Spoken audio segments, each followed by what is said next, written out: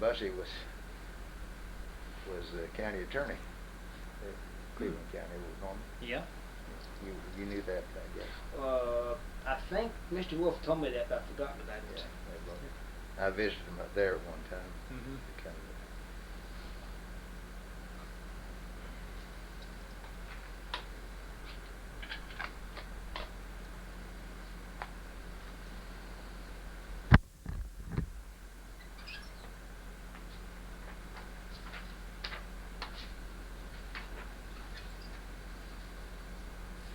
Today's the 28th.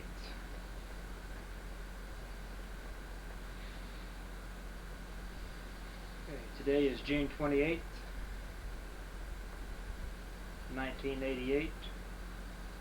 My name is Joe Todd, and this is an interview with Mr. James Fossey in Anadarko, Oklahoma.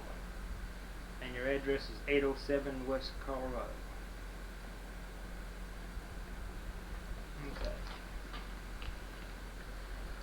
Next adjustment.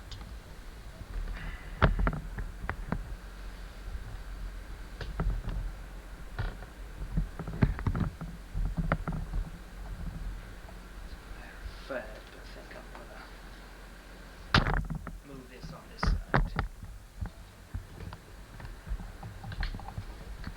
I'll have better light. Is any of this in the way here? No, no. Oh yeah, that's much better.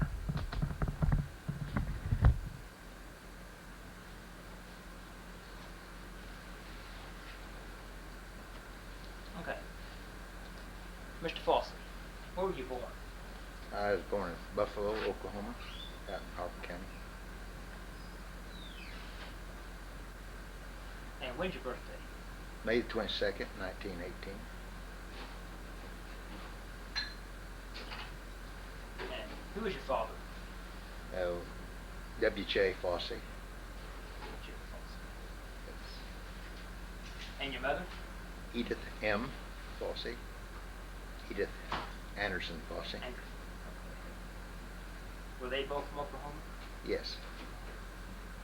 Well, my father was born in Kansas, and my mother was born in Missouri. Okay. Why'd your family move to Oklahoma? I need to tell her. Oh, sure, go ahead.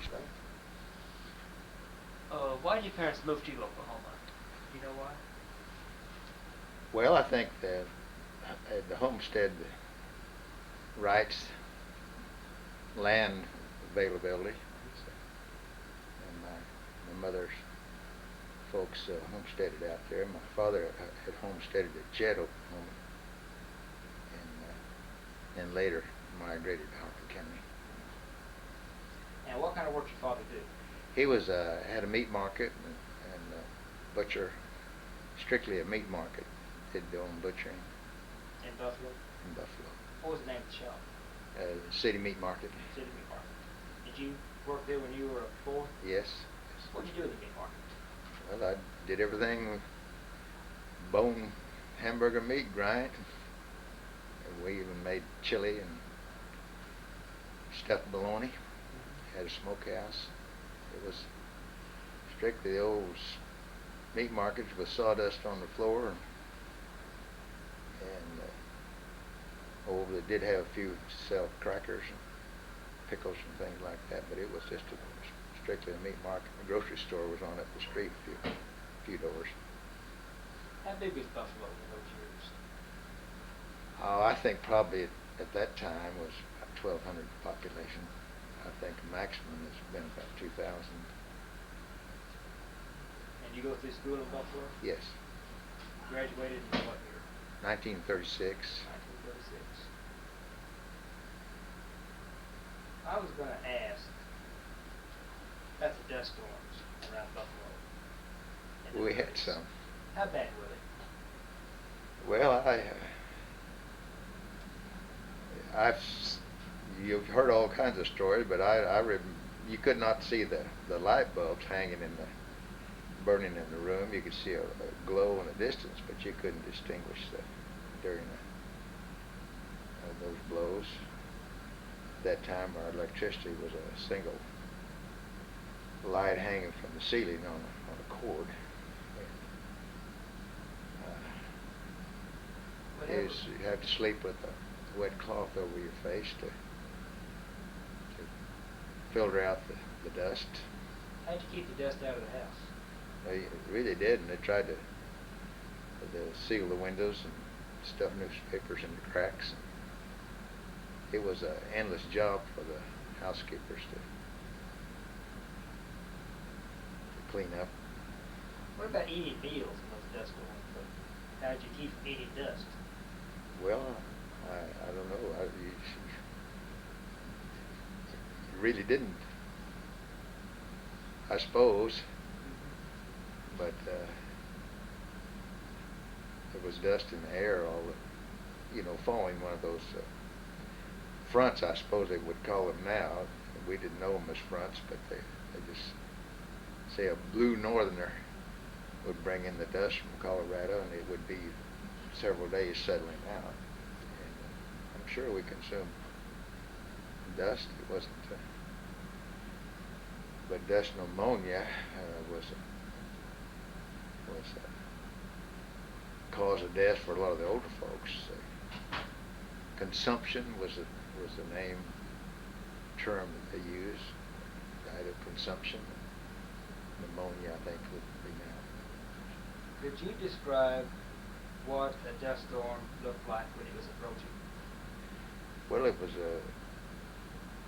it was just rolling like a big bank, just covered, but you could see it coming, and in fact they had a telephone report, as before TV or radios. I suppose it was in radio contact too, but they would know that Dodge City had hit Dodge City and was coming south. But it just rolled in, and the wind shift, and it was a front, which is commonly termed now. Wind shift goes temperature change, and it would just boil in there like an ocean wave, just overrun. And what was the cause of the dust storms? Well, of course, the drought. We'd had a series of years of drought, and agricultural conservation grew out of that problem. But the clean till land and just barren soil and drought for years, successive years. Several years, farmers would plant wheat and not. They would just hustle to get some seed back, maybe in a low area or a small place. That would be all they would be able to harvest, and several years they didn't get their seed back. How does the drought this year, 88, compare to the drought in the 30s? Oh, there's no problem now. I hear people worrying about that this could be as bad, but it has a long ways to go yet. In fact, we just finished one of the best harvests we had of the wheat harvest. And in those years I was working, I worked on a farm during the summer out of high school. We pulled combines around there for just in the low areas and the canyon areas to try to salvage a little wheat seed. I think a good yield then would have been maybe 6 bushels a day. But that year, there was a lot of it was not even harvested. And I'm sure you've heard about them putting up Russian thistles for hay. That's real. They did. That was the only thing that was growing at that time. After high school, did you do any work for the WPA or CCC? No. I to say I graduated high school in 1936, and that summer I worked for Earl Camel, who was a farm down south of Buffalo, in the area, community known as Chip Valley, and I stayed there, worked in the boarding room, and $1 a day. Except during harvest, well, I used to get $2 a day. But if we had a breakdown or anything, we weren't harvesting, well, then it slipped back to the $1 a day. I was assured $1 a day. So when did you join the Navy? No, that fall I went to Oklahoma A&M Stillwater. In 36?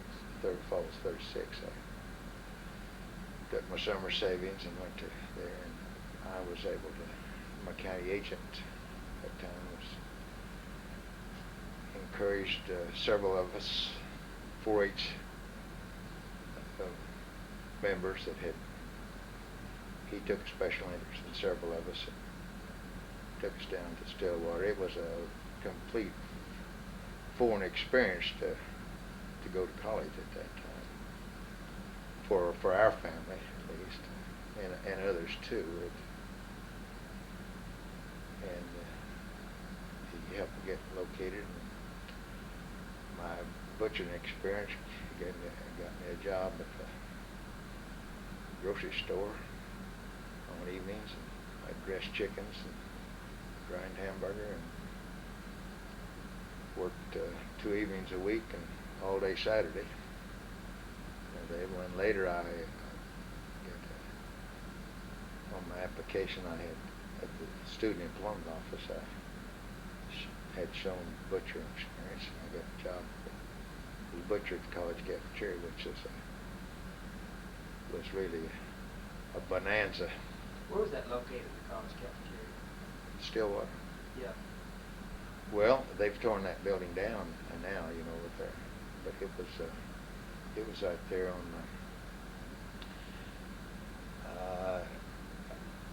it would be northeast across the intersection from the student union now. But that was one of the older buildings.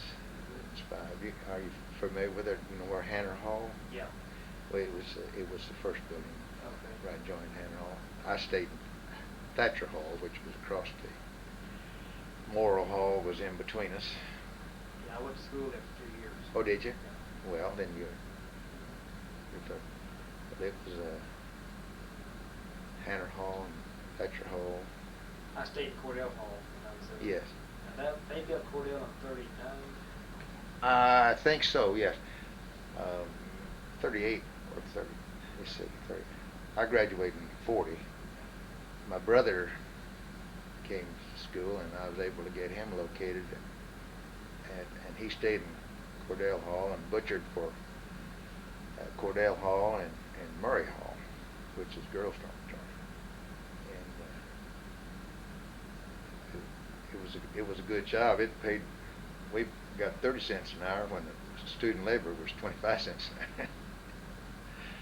But we made our board and room and $7.50 a month, which was. What was your major at A&M? As agricultural engineering.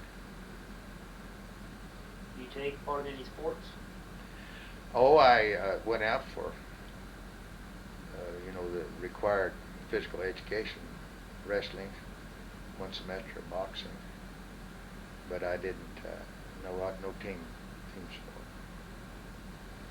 In fact, I think in my whole 4 years of college, I saw 2 football games there, because the student ticket cost $7.50 a year for it. We just didn't spend money for it. Which football games did you see? Well, I went to one game when they played Northwestern at Alva, and the reason I did because several of my classmates in high school went to Alva College and had 2 or 3 of them were playing on the football team and came down. Of course, Stillwater beat them badly, and I was a little bit ashamed, but I had a good visit with it. What about the OU and A&M football? Oh, that was a traditional rival, but I I can't say that I saw them beat OU 2 times, but never while I was in college. When I got back from service, my county agent I told you about, W.E. Bland, he welcomed me home. In fact, he came to the hospital at Chickasha, Borden General Hospital. And when I was first released, well, he took me home and he bought tickets for that game. And I got to see Bob Fenimore in action. Is that 45? Yes, that was 45. What's this controversy about the bell clapper? The bell clapper? Yeah. I understand that OU stole it. I think Oh. it was in 45. You know, the bell out of Old Central? Yes. I really didn't keep up with that. I know that they, there was the hellhounds and the roughnecks, which are men's sports enthusiasts. They put on and go down and paint the campus, each other's campus. In fact, they would use freshmen to stand guard to keep before the games, have tours of duty to keep the rivals from painting the campus, stay up all night. Different from the dormitories, they would assign people to. And they usually come in after everyone gone, maybe after daybreak. But that was a tradition too. I was at the next football game when OSU beat OU. Well, you were 66. Yeah. First time they beat them in like 19, 20 years. Yes. And in fact, I helped clear the goalpost down at Owen Stadium. I was going to Stewart at OSU at that time. Well, that was a memorable time for you, wasn't it? And then I transferred to OU. So I went to both schools. Yeah. Okay, so when did you go in service? I went to service in September of 41. I'd graduated in June, and I had taken the civil service exam, and I got but before I had heard from that, I also took the physical and for flying cadets, and I was at Tulsa at the time, and then I got the job with the Census Bureau and went back to Washington, and I worked about 2 months so there when I was accepted and so I enlisted there at Washington, D.C. on Constitution Avenue there at the recruiting station. Did you take ROTC? Just basic. Just basic. I didn't take advanced. They didn't have any summer camps though? No. No, we had a surveying camp that I attended out in Eagle Nest, New Mexico, and they put 2 of those on each summer to accommodate the ROTC grads who had to go to summer camp too, and so they had two camps, and I went to the one that was for the non-ROTC. What's your fondest memory of A&M? Fondest memory? Is that a fair question? Well, it's a fair question. I really, I think probably the friendship and the dormitory life and a lot of friendship forged during that time. Was it difficult going to college in the Depression? Well, it was the expense made it difficult, and as I say, it was kind of a new experience. They didn't have all the aid programs, and it was and we laugh about it, but I remember one time my mother came down and was talking about how far it was from College Circle, west of Murray Hall there, clear down to little place they called the Rock Castle, where it was this kind of a coke and dance place, and it was all the way across town. You're familiar with that. This place wasn't far from the mills down there, the Stillwater Milling Company. So you know the distance, but be over 2 miles with it, approximately 2 miles. Anyway, that was a walk and a coke. We're laughing about it. She said, "Well, the many taxi cabs that are here, well, that looks like it could afford that." I said, "No, they're all 10 cents," and that's what they were. So, did you have a basic training when you joined the service? Basic training? Yeah. Yes.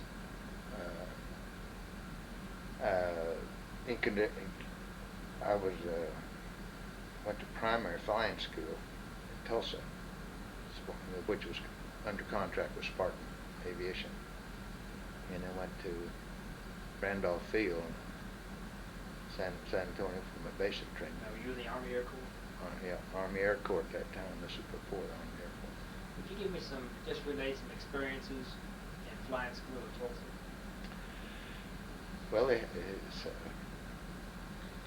we had the old, they had the classes, staggered classes, and they were in alphabetical order. I was 41C, class 41C, which is ABC for that year.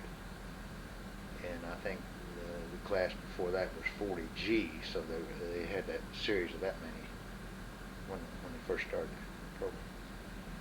And so I was in class 41C, and we had Fairchild PT-19 planes there. Our class ahead of us, which was 41B, and they were still there. The advanced students, they were flying Stearman's, bi-wing planes,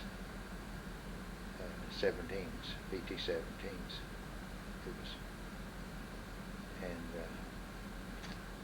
It was a regimented training. It was everything by the numbers. Do you think we'd get into war? What? Did they tell you that we were going to war at this time?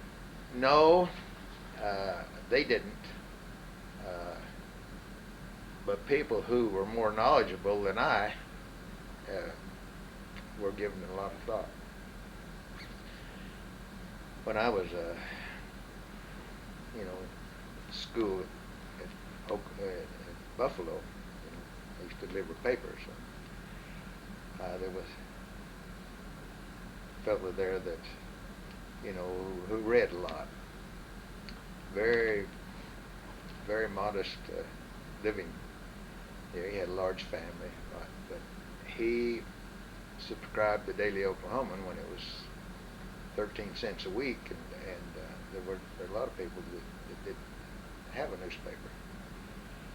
And then this years later, after I graduated from flying school and was being assigned to the Philippines, I was home on leave, and he wanted to talk to me. And he told me, he said, "Jim,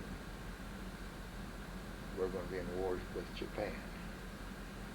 Well, I didn't really give him, consider that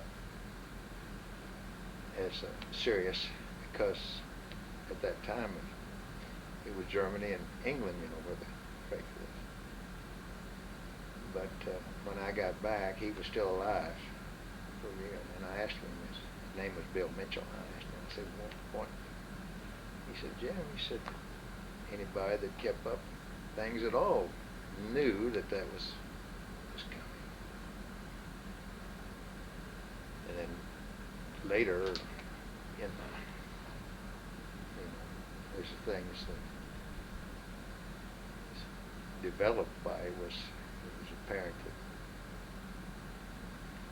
in fact, people knew the war was going to break out before we went to bed, before Pearl Harbor knew that. And we were given a little bit of warning over in the Philippines that it was Tulsa, where did you stay when you were going to flying school? Well, they had barracks there at on the base there at Tulsa.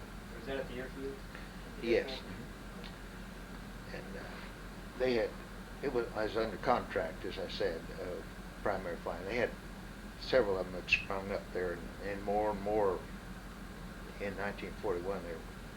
But they had a flying school there, you know, just a civilian flying school, and then Spartan manufactured a trainer plane, bi-wing plane, and then they had a Spartan Executive. It was a single engine aluminum bi-wing this monoplane, single engine, which is called Spartan Executive, which was top of the line at that time for, you know, the corporate flyers, and it was pretty well established as a airfield. So when I think they expanded rapidly, they had wooden barracks and temporary. They put up things pretty quick there. Did many of the flyers join the RAF in Canada that you know? No, there were some there. They were getting training too, under contract with RAF, and there was several at that maybe had washed out at flying school in Army Air Corps and were accepted with RAF, and in fact, one of my classmates from Buffalo, a year younger than I, he's really playmate of my brother, you know, my younger brother. He was there training Spartan with RAF the same time I was with him. Did he go up to join the RAF? When he was lost over the channel, and over the English Channel, he was shot down. At A&M, what was the reaction of the students when the Germans and Russians invaded Poland, September 39? Well, I don't know what the reaction. We knew it was serious, but still it was remote. We weren't affected directly. But on the Pathé News that they gave it was very kept up with it, and everyone agreed that they were a sinister group. But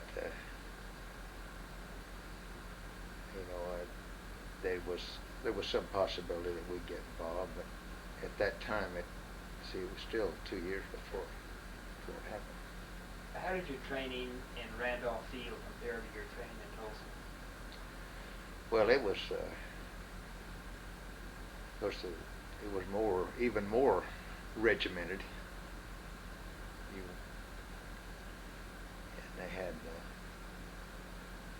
that was really, you were really in the Army then, and their inspections. We had to fold our clothes a certain way, our socks a certain way. We had to dress all the upperclassmen, and you had to ask for permission to leave the table, the dining hall. Still remember that little. The upperclassmen would be at the head of the table, and we had to be dismissed. We had to say, "Sir, my gastronomical satiety admonished me that I reached that state of degradation consistent with dietetic integrity." And then he would give you permission to leave, and you had to walk by the numbers to the door. So it was a form of hazing. What was your rank at this time? And now, No. at that time, Yeah. well, of course, as flying cadet, hadn't received a commission, but after after graduation, we commissioned as second lieutenants. What was the pay of a second lieutenant? $205 a month. That was with flight pay, which was $30-some a month more than infantry officers or others. And from Randolph, where'd you go? Well, Randolph went to Kelly Field for advanced training, which is in the San Antonio area, but it's on the other side of town. And where did your advanced training consist of? Well, it was formation flying and more maneuvering, and the planes were more sophisticated with retractable landing gears and flaps and adjustable pitch propellers, and more like, you know, combat or the regular military planes. And how long did that last? Well, I'm not sure how many weeks, but from graduated there in May 41.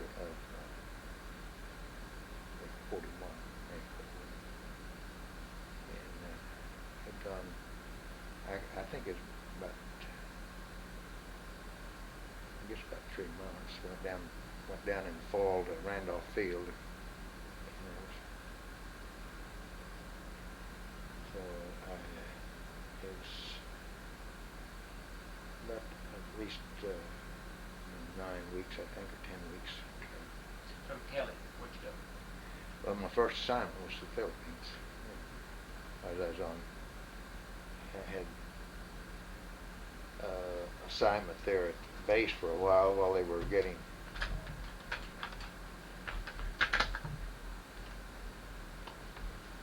there at temporary assignment there, and then I had leave at home, and I went to about a month's time off report to San Francisco to ship out to the Philippines. Did you fly or go by ship? Went by ship. How was the trip over? We went over on President Pierce, which was one of the President lines, ship, which was contracted to the government. At that time, they were bringing President Washington was in dock there. In fact, we'd had a delay there, and they canceled our orders. We had our cars. Everyone was, after you passed your 40-hour check, you had credit at the Bank of Fort Sam Houston.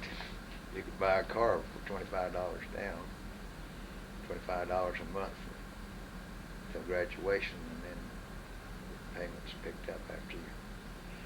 So we all had orders to take our cars. Well, those were canceled while we were there, and so we had about a week's time to dispose of our cars. 75 of us had to sell our cars out there in San Francisco in about a week's time. And President Washington came in families from Army personnel in the Philippines, were wives and children all were being, and had a chance to visit with some women there that were getting off of the ship, and they too admonished us that things were going to be bad, and they were being taken out of that.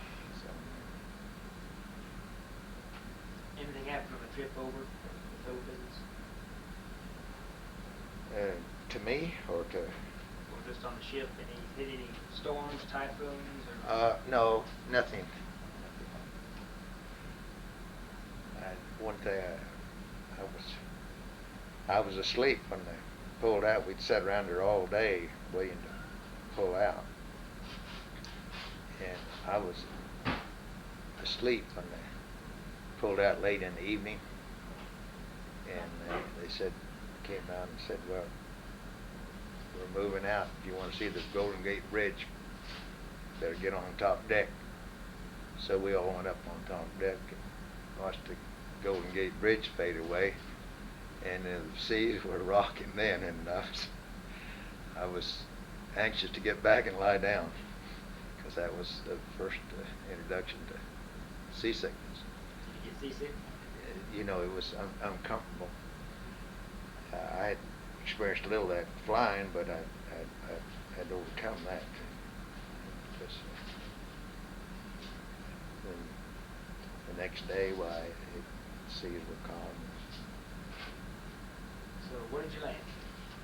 We landed well, we just had a short stop in Hawaii, and just a few hours. But they allowed us to go out to the base, pick a field, and there at the club, officers club, I got to see some of the classmates who had, in fact, my roommate, Bill Welch, who was my roommate at Randolph Field, was there at the Hickman Field, and several. But it was just I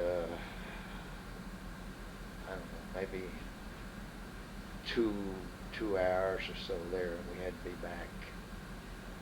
We got the taxi driver to drive us down the main street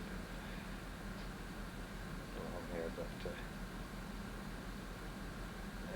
the enlisted personnel weren't allowed to leave the ship.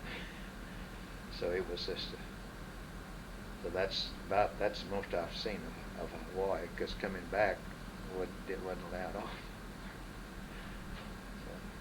So you landed in the Philippines on what day? Well, I'm not sure the exact date, but it's in June, the latter part of June.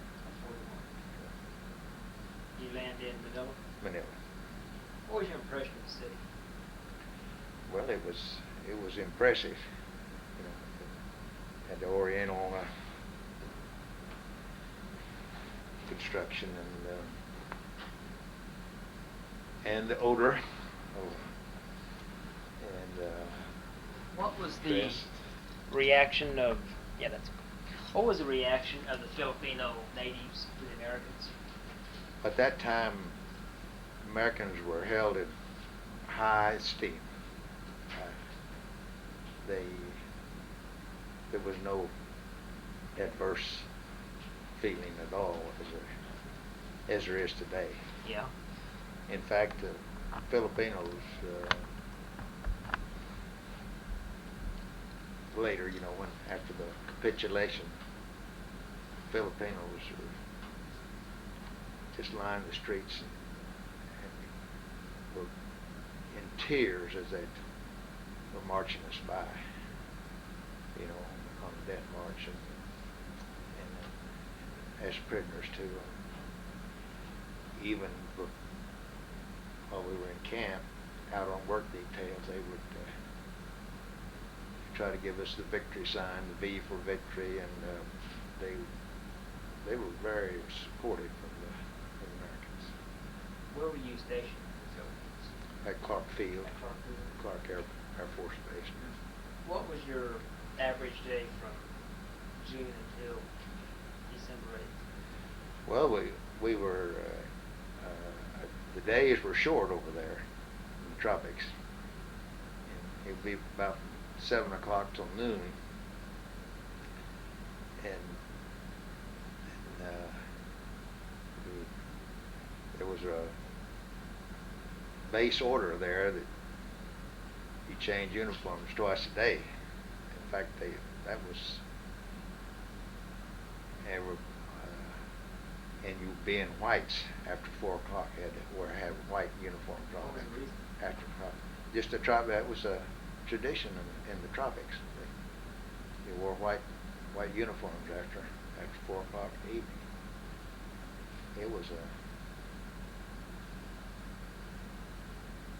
and of course they had as I told you, they'd taken the women out in the Philippines, and so they put bachelors in the married officers' quarters, and there were 4 of us who were quartered together there, and we had 2 lavanderas that did the washing, ironing, and a houseboy who did and a cook, and we split the expenses. Houseboy and the cook did the shopping, and it was kind of a resort living for a few months there. But prior to that, in fact, it was very shameful for American women to do their own housework, and they were told that when they went over. That was part of the orientation, that you have the servants who will do that work for you. And they maintained a list of people that were resident Filipinos who worked or had a history of working, and they wouldn't exactly assign them to them, but they just encouraged you to hire these people. Were you aware the Japanese build-up? Of course, Japan was in Manchuria. What was your reaction to the Japanese war machine? Well, we knew about their overrunning China there, the Panay incident, where they sunk the Panay, and the Marines were 4th Marines who were in China, and there was a little. Some of those would come back and forth to Manila on leave, and the word had gotten out. I hadn't talked with any of them personally, but the word was out that they were. So it was. They were considered an ominous force at that time. When did the Japanese sink the Panay? Well, wasn't that 1940? I'm not sure. Long enough sometime. Yes, I think it was 40. I believe it was while we were in flight school. So, did you have any warning at all that the attack was coming? Yes. General George, who was Colonel George at that time, about a week before Pearl Harbor, he issued an order, had all the pilots come at the post theater there at Clark Field. Several of the squadrons were out. Some of them are over at Iba and auxiliary fields, having aerial gunnery, and different ones. Well, they came in and landed there at Clark Field, and he came and gave us a little lecture, and I remember very well what he said. We'd had a little incident just before that, and I imagine Judge Wolf probably told you that. A couple of his friends had were buzzing each other in the air and playing chicken, and wiped out a couple of planes.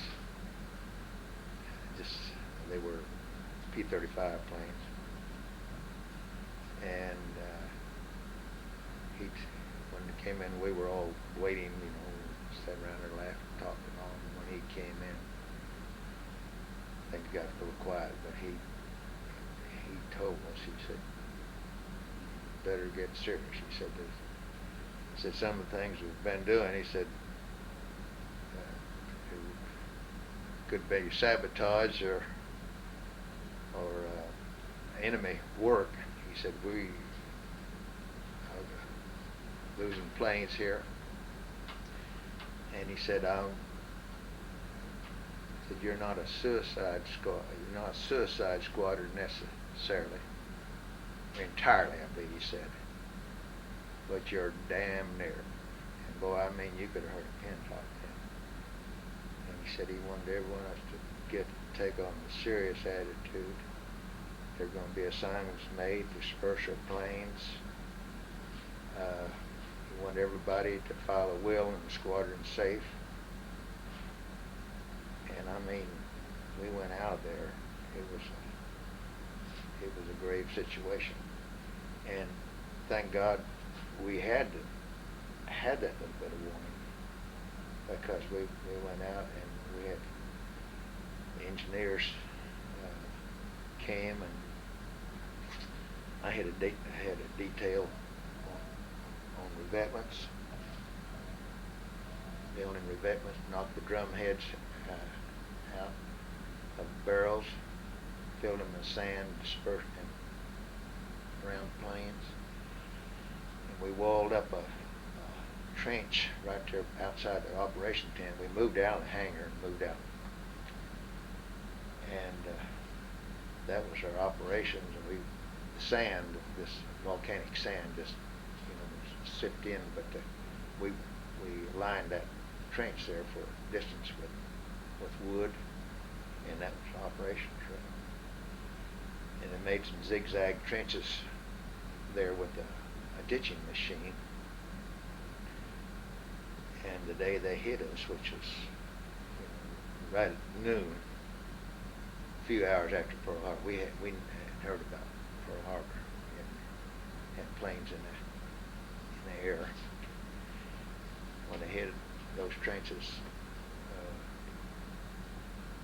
saved hundreds of lives.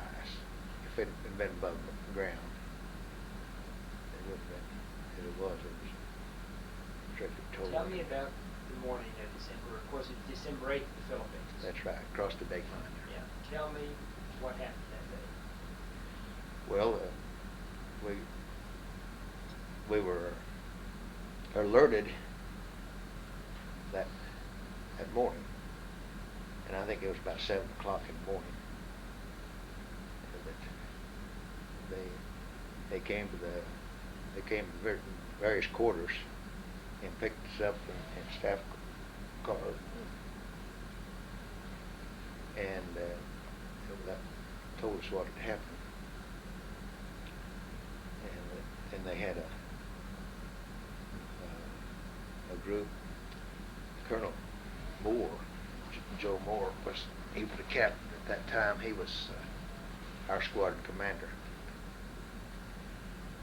and they had a flight go up, and they intercepted. Well, they didn't actually intercept, but they turned back a bomber flight coming from Formosa to Manila, and they turned and dropped their bombs on Camp John Hayes up in Baguio, and went back, one back. That was the morning. And then our group, they landed, planes were fueled, and then I was in the second group. We were in the planes, standing by, and the signal was they raised a flag on the hangar there. So I was sitting there. I had already eaten lunch and was sitting there in the plane, and the whole of our flight was ready there, squadron. And see him looking over in when that flag raised. Well, the crew chief and everybody was aware of it, but they were looking towards the mountains, and here was the bombers coming right over the mountains. 27 in formation, and the bomb started dropping. You can see the craters coming right toward me, and one of them hit BOQ there.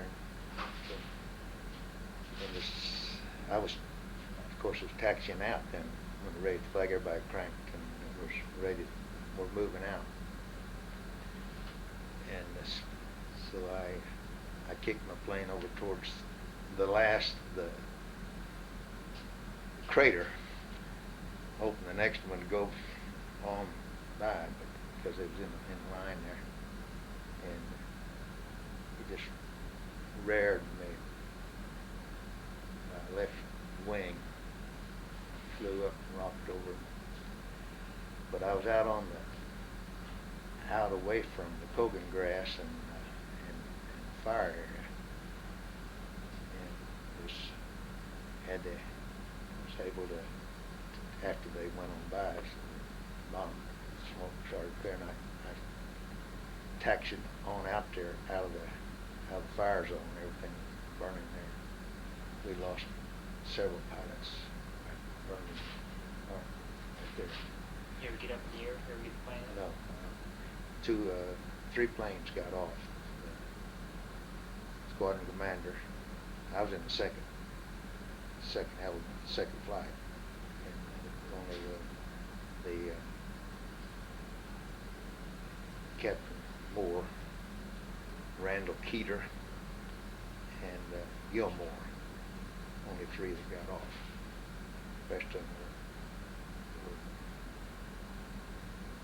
obliterated right there, burned. We lost. But this plane that I was in, I taxied around there, and the crew chief waved me out. He waved me, and I didn't realize this at that time, but there's a hole in the left wing, and shrapnel had come through the left wing and gone right through the fuselage tank, which was right behind me. And high test gasoline was pouring out there on the ground. And when he got my attention, that I was taxied on up farther, clear there, and the wind prop, the prop wash was blowing it out, and I was able to jump out of it and never did catch on fire.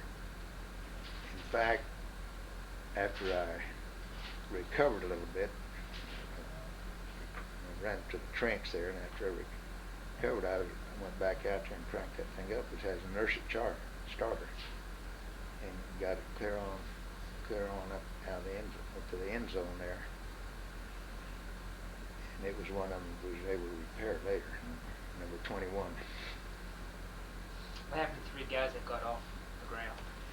Well, Gilmore, really Randall Keeter, I guess, gave the best account. I think Randall was credited with 2 planes, and Gilmore, I'm not sure, but they were. Let's see, Anderson. No, this is another day, Anderson. That's another day. It wasn't the first day. Those are the only 3 that got off that day. And they came back. Of course, the whole field was burning, and fuel dumps were burning and all. And they were able to level up some craters and all, and they had an auxiliary field over there by Haley's. I forget the name of the field, but that's where Captain Moore landed. He landed over there. But Keeter came back, and Gilmore too, I believe, came back to Clarkfield. But I know that they had it was a tricky landing for Keeter because of the bombing. He would later, Randall Keeter later was CO up here at Tinker Field. He was. In fact, not too long ago, just a few years ago, he retired from Tinker Field. Where does he live now? Well, he moved to Shreveport, but he died of Hodgkin's disease, cancer. But his 2 daughters were married in a double wedding ceremony at the Tinker Chapel. That's the way I knew he was in Oklahoma. I didn't even know he was in Oklahoma until I read the paper, and he was already retired.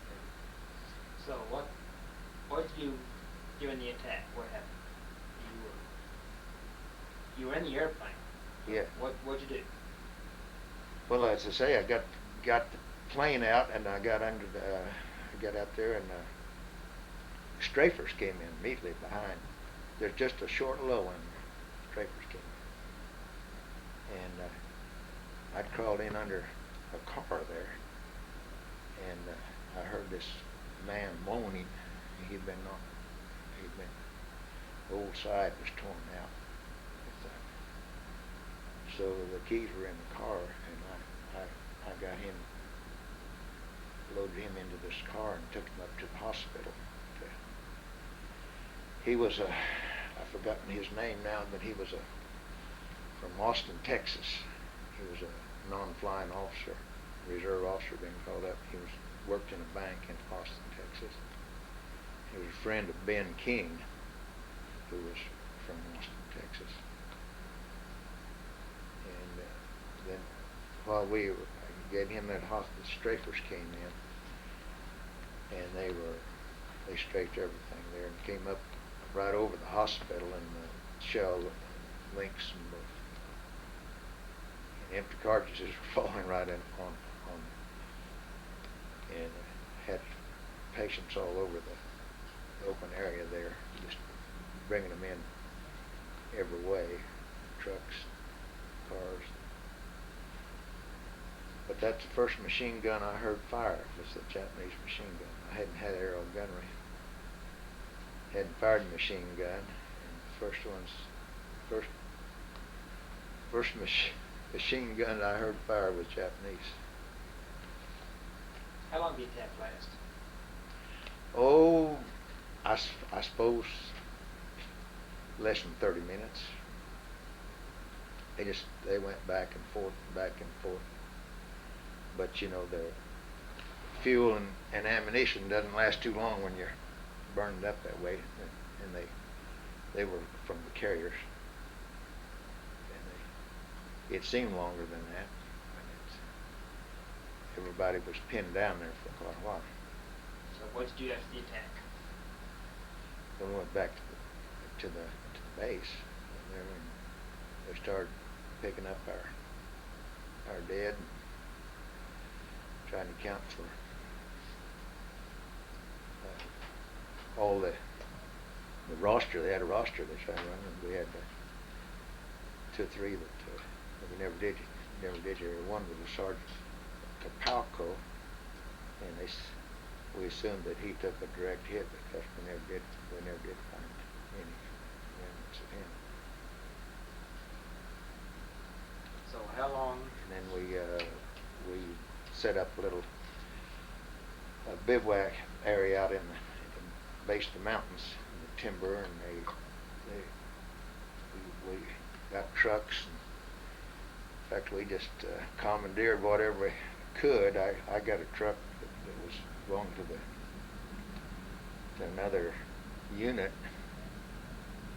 and we loaded what we had there, and then our supply officer, mess officer, and we got a truckload. And of course, we didn't know when we was going to be under another attack, but we moved up there, and bedrolls and all set up in the trees up there that night,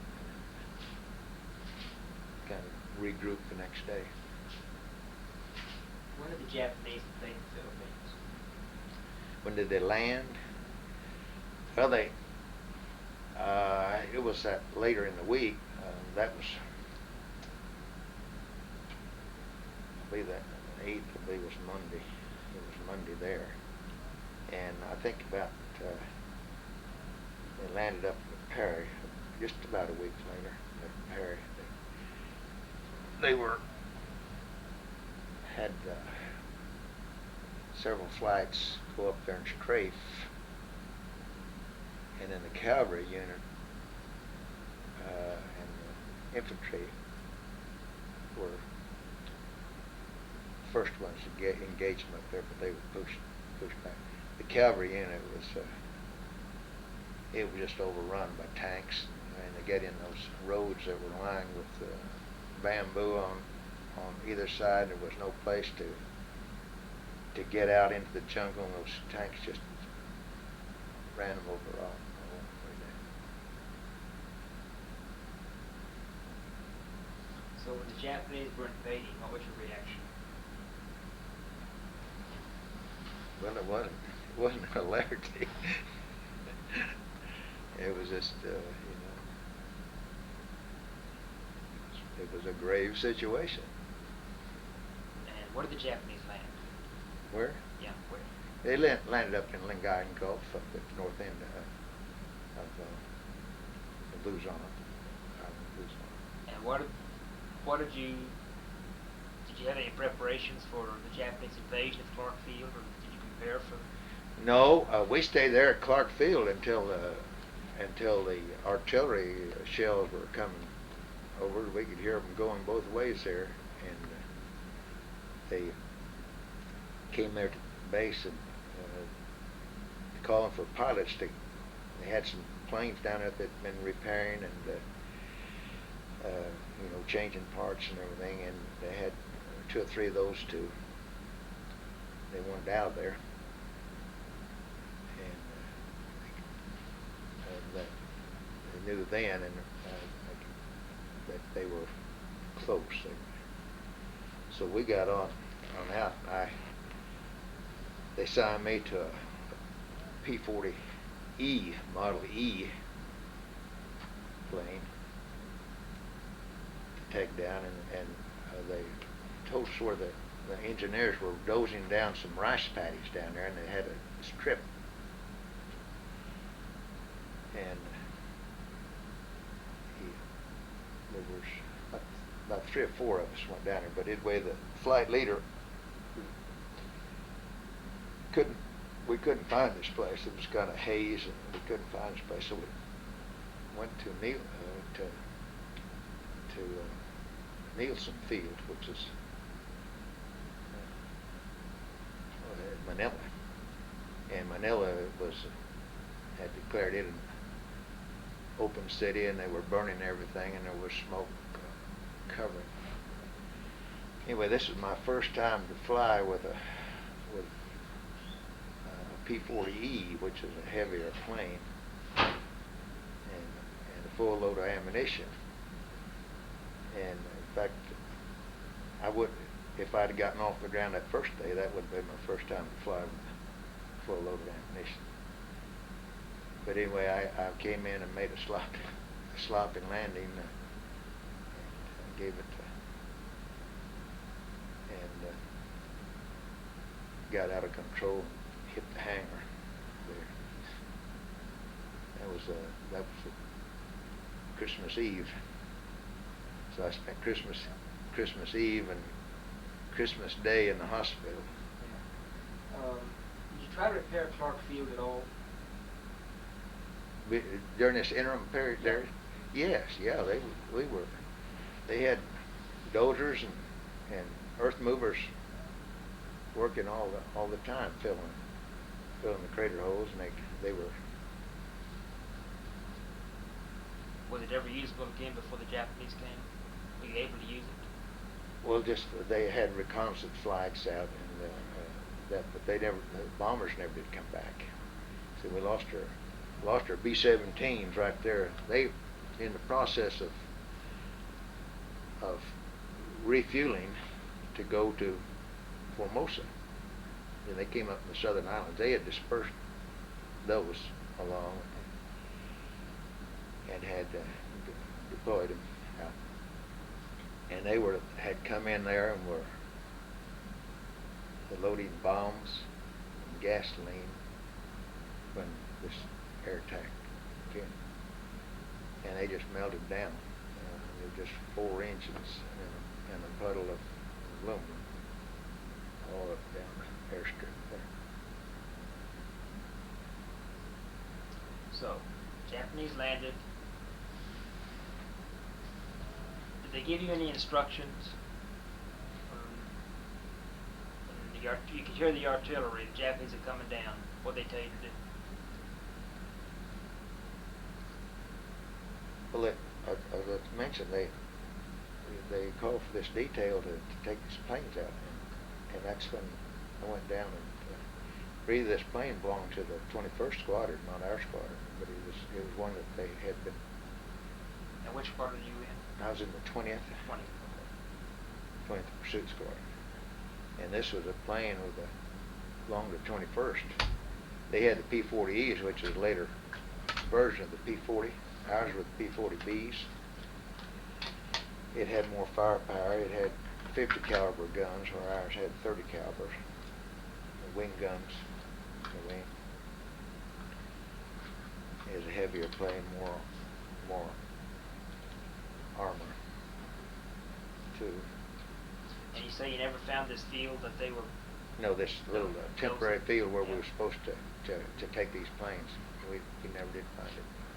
So we turned and went to Nielsen Field. And after you landed at Nielsen, what did you do then? I spent the night in the hospital and had a turkey dinner for the next day, Christmas Day. And that night, they were loading out patients at ambulatory. In fact, they loaded ones that were on the Griffith home, which was a hospital ship. They took us, and the others that were less disabled, they took on the ship over to Corregidor. And I was in this shipload that went to Corregidor. And we never did get on land. We sat there at Monkey Point, cove there, and just Manila was under siege then. They bombed all the warfare and all this. In fact, they were having an air raid when we pulled out of there. They were concentrating down the military installations. So you didn't land on Corregidor? Didn't land. I sat there until dark, hoping they didn't come to Corregidor. And then at about dark, they brought a barge around, and this was a lumber ship. It had a lot of logs lashed on it, and it was they just commandeered it, I'm sure. Quartermaster of Transportation Department, because we were sitting around there on timber, just the top deck was covered with personnel on top, sitting on top of these big logs. And that night they brought a barge, came in and shuttled us over to Bataan. We never did set foot on Corregidor. We just sat there until dark. And then they had found my unit over there. They'd moved down they were in the process of moving by truck. When we took the plane, man, they were loading trucks. They found out where they were located and caught a ride down there. Made my presence known. And this is on Bataan? Yes, on Bataan today. And they thought I had been killed in that crash there. I got a hearty welcome. So where did you set up camp on Bataan, on the peninsula? Well, Marvelis eventually. This first part I tell you was a temporary there in the mountains. There was in the cabin area, and then our squadron was at Marvelis, and that was a quarantine station with permanent buildings, grounds, well-kept grounds. It was an installation for a quarantine station where people come and go and have to stay so long before they. And we had quarters in there, but when they started bombing us, we moved to the outside in trenches. Outside, I never did feel comfortable inside it. Yeah, Marvelis is at the end of the peninsula? Yes, sir. Just across from Corregidor. Any way to describe the Japanese advance down the peninsula? How did the Battle of Bataan go? Well, they set up a line. See, they had a plan that would be the line of defense, would be Bataan. This is the plan of record. And I'm sure the Japanese had the same plan. But they set up a line of fence across the town up by Civic Bay and across that way. And several days there. This is my wife, Ellen. This is Joe Todd. How are you, Joe? Nice to meet you. Nice to meet you. Thank you. They Want to interrupt anything? Oh, for you to no, have a no, drink? no. Oh, thank you. You need a glass of water too if you do. Thank you. You want to come closer? We're on tape. Oh, already? Oh, that's okay. Thank you. I'll try to keep out of sight. And eventually the Japanese had air superiority, and they just pounded them to death up there on the front lines, the infantry. And when things broke loose, well, they just flood of Japanese vehicles and artillery and all. But about a day or two before, it was evident that it was capitulation, because they dropped back, and artillery was coming in closer all the time. What was your reaction when you realized it was inevitable? Just it was just a very despondent feeling, but it was nothing individual, reaction was due. It looked futile. You just hoped something. We kept thinking we were going to get reinforcements from Australia. In fact, we would hear KGEI in American propaganda. It ranks with any of them. And we kept hearing that the Armada was coming to the aid of the Philippines. But there was a little interplay there. Planes going down to. We'd salvaged an old amphibian plane, Navy plane that attached to the Canopus, which is a tender, and it was strafed while it was moored there, and then later sunk. And our mechanics were able to salvage that plane, drug it out, and made an engine change. It was a radial engine, and made a radial. And Captain Moore, he's later Colonel Moore, and later General Moore, flew that at night down to Cebu in the Southern Islands, where the Japanese weren't established yet. And then there was a little interchange of news and radio and all, and they were thinking they were going to get us out to Australia. So they took several of the pilots, several of us up, about a dozen of us, to Bataan Field. There wasn't any of them could pass the physical at that time. We'd been out there on the beach. We were down to see one meal a day, and it was very, very scant. They'd already eaten the cavalry horses and all the wounded animals that were victims of the bombing, casualties. And I butchered several of those because of my butchering experience that I told you. Butchered carabaos, Kalisa ponies. But anyway, he brought the word back that it was inevitable. But they had pilots taking us up to Bataan Field, and we were given physical, and none of them could pass the physical.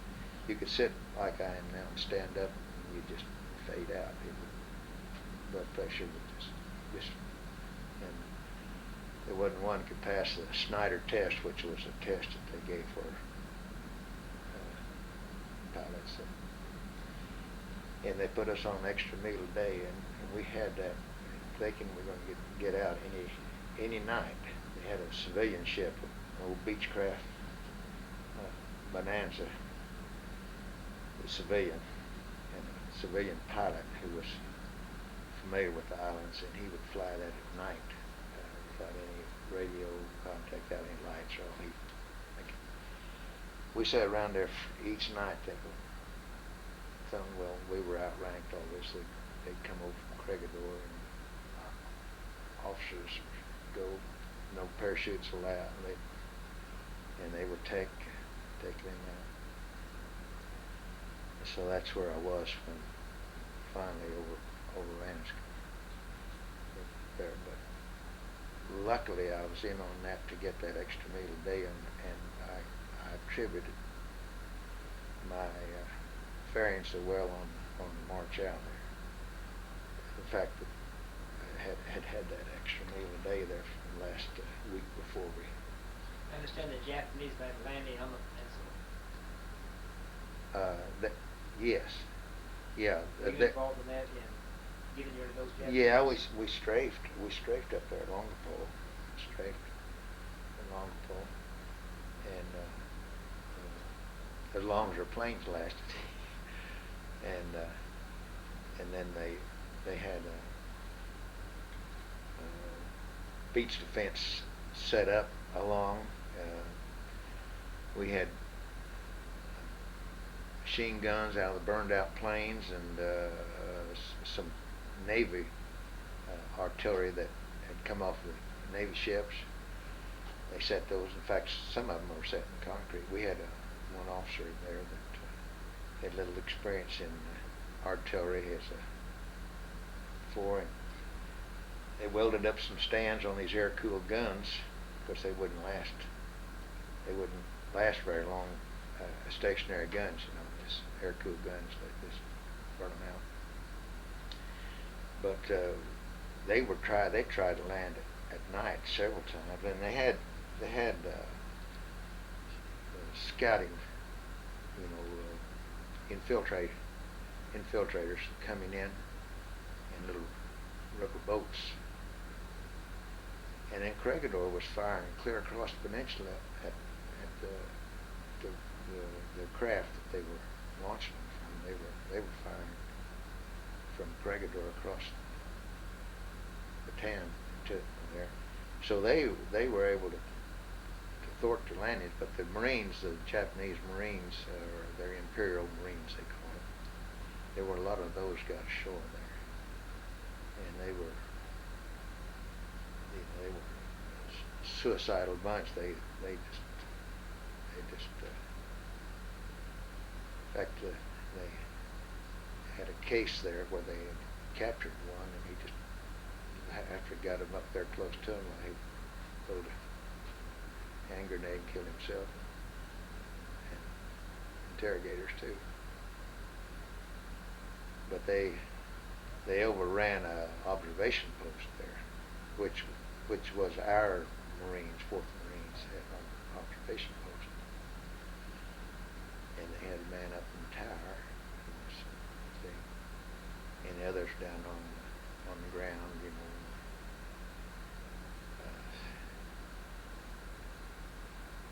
whether playing cards or anyway, there was no immediate danger there.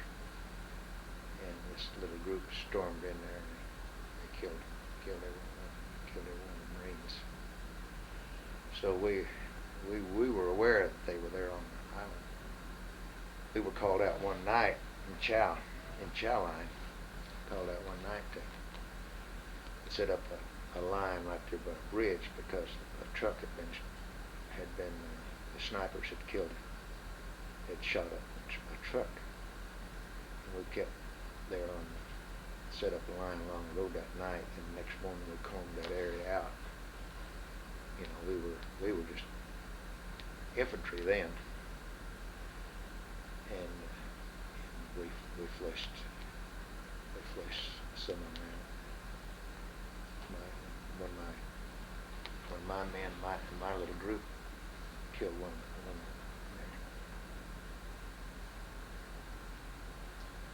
So when did you first see the Japanese? When I first saw them face to face was there that the next morning after that. After we evacuated Bataan Field, we moved back to Marvelis area in trucks, and the next day they came through like a the trucks were loaded in, and they were firing guns. And, Filipinos had given a lot of resistance, and there was some of them out of their head, is shooting. But they fired when they went through our group. We'd already had instructions to stack our rifles and stuff there on the road. And they came through there, and they fired back into our group and shot one fellow in the leg.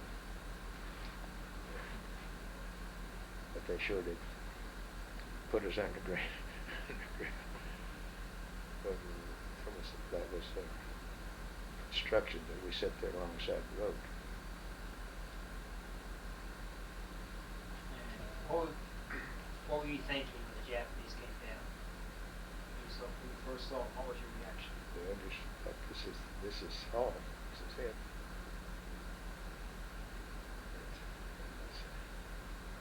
It's all over.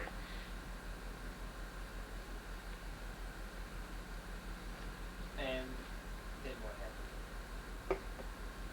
Well, there's a little, about a day, I guess, in there before they lined us up or gave us to march out there. But they didn't stay in that area that night. We still had. They went on through it. I don't know what their mission was, these trucks, but I guess they set up guard stations around and took command. But that night we were there by ourselves, all Americans, and trying to salvage the last meal. And our squadron commander had a friend. Had been, I think he went to the Naval Academy he was a naval officer anyway, with the Canopus, which was in the cove right there by close. And he went over there and arranged for food and all, and they had, I think they even, I don't know whether they gave him transportation or whether he had got transportation, but anyway, he got us a little, the naval stores there that night. We had asked what was left of us there right there that night. And then I believe it was the next day that they assembled us all in an open area. What was that date? What date? Yeah, what was the date? Do you remember? No, let's see, it was the 9th was capitulation, was the 9th, so this would have been, I guess, about the 11th we started. But they were already marching them out of Bataan, other units ahead of us, and Filipino units were ahead of us. But everyone had their musette bags and everything lined out, and you just had to sit there with everything, and they came by and they'd look at you over, and the interpreter would try to, but they'd turn everything upside down. And I had a friend there that he had been packed to go to Australia, and he had a box of 45 shells in his musette bag. Didn't even think about it, and they found those in there. They really cuffed him around for a while there, but it was just he didn't have any ulterior motive. He had just been packed to leave, and he had those 45. the shells. He didn't have a gun. He just had the shells. So tell me about March. Well, it had us lined up marching to north.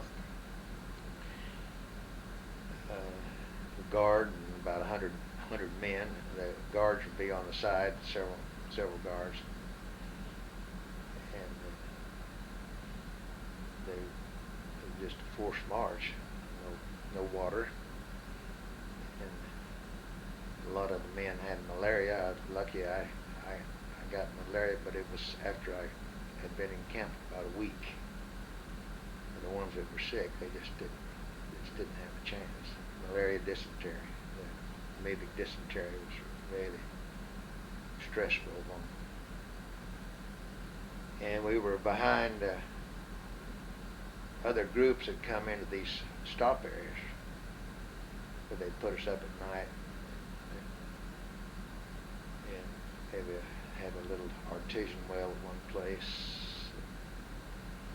The stench for the group that were ahead of us, so you just had to bed down there and barely find a place to sit up, where they had us crowded in there. And food, they gave us a little meager portion of rice. But Filipinos that try to give food to us as we go by. They just have bayonet practice with some of those Filipinos. So. But I was been so thankful that I was able to get up and move when they said to move. Were you mistreated on March? Just for lagging was all, quick lag behind where they. But no, I really wasn't mistreated.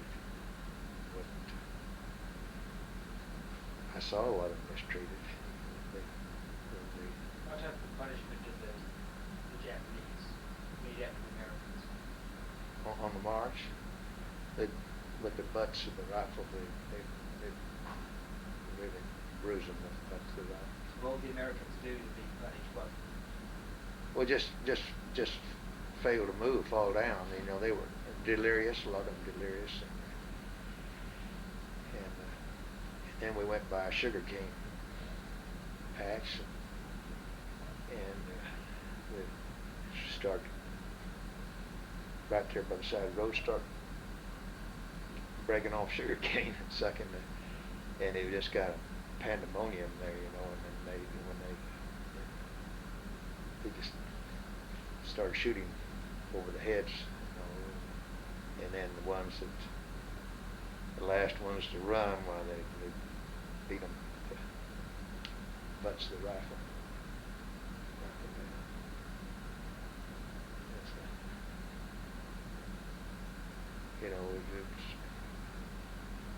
It was treatment you didn't expect that you wouldn't. But I was fortunate. I was really fortunate that I was in reasonably good health. I'd had that little spurge there just a week before, and I had some good buddies, and I was a good buddy to several of them. We'd help. How'd you help each other? We just, two men would take one man and arms over their around their neck, shoulders, and just drag him along until they had a rest stop, and somebody else would take him. Yeah, I had friendships came out of that. I had one fella that I didn't know until that time, but he was a friend of mine. He was trying to help him, and so I helped him along. Pop Holmes is his name. And after we got in camp, he had malaria after got in camp, but he was very, very grateful to all of us. And we spent several work details together. You, you marched from Marvelis to where? To San Fernando, Pampanga. How far is that? Well, it was about 70 miles, I guess, altogether. And how long did it take to march that? It was, I think about 4 days, so we were about 3 to 4 days. Any idea how many died on the march? No, I don't. I've read the figures, you know, different figures. What was the But death rate after the march? after the march, after we were in the camp, well, we were there from San Fernando. We were there, and it was the ones that were able to travel. They took to Camp O'Donnell, which is up in Tarlac province, and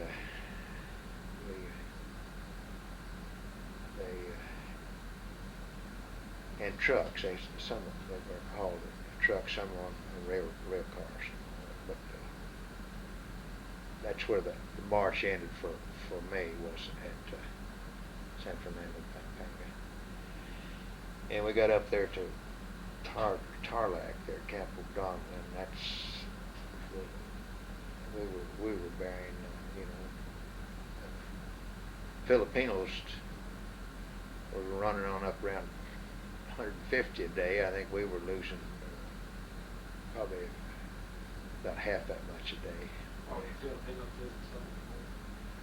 They were just they just got less, had less treatment and inoculations and so forth. I guess they're just more weakening. But it was an endless stream of burial detail. In fact, they couldn't dig graves fast enough to it had in blankets, have a blanket on a pole, and 2 men would, and the ones that were hauling them out, or you know, they might be the next day, it would be their turn. So what details were you on? What work details?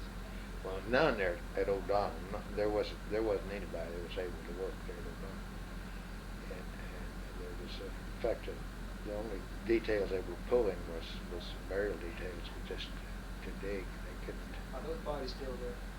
Have they been moved?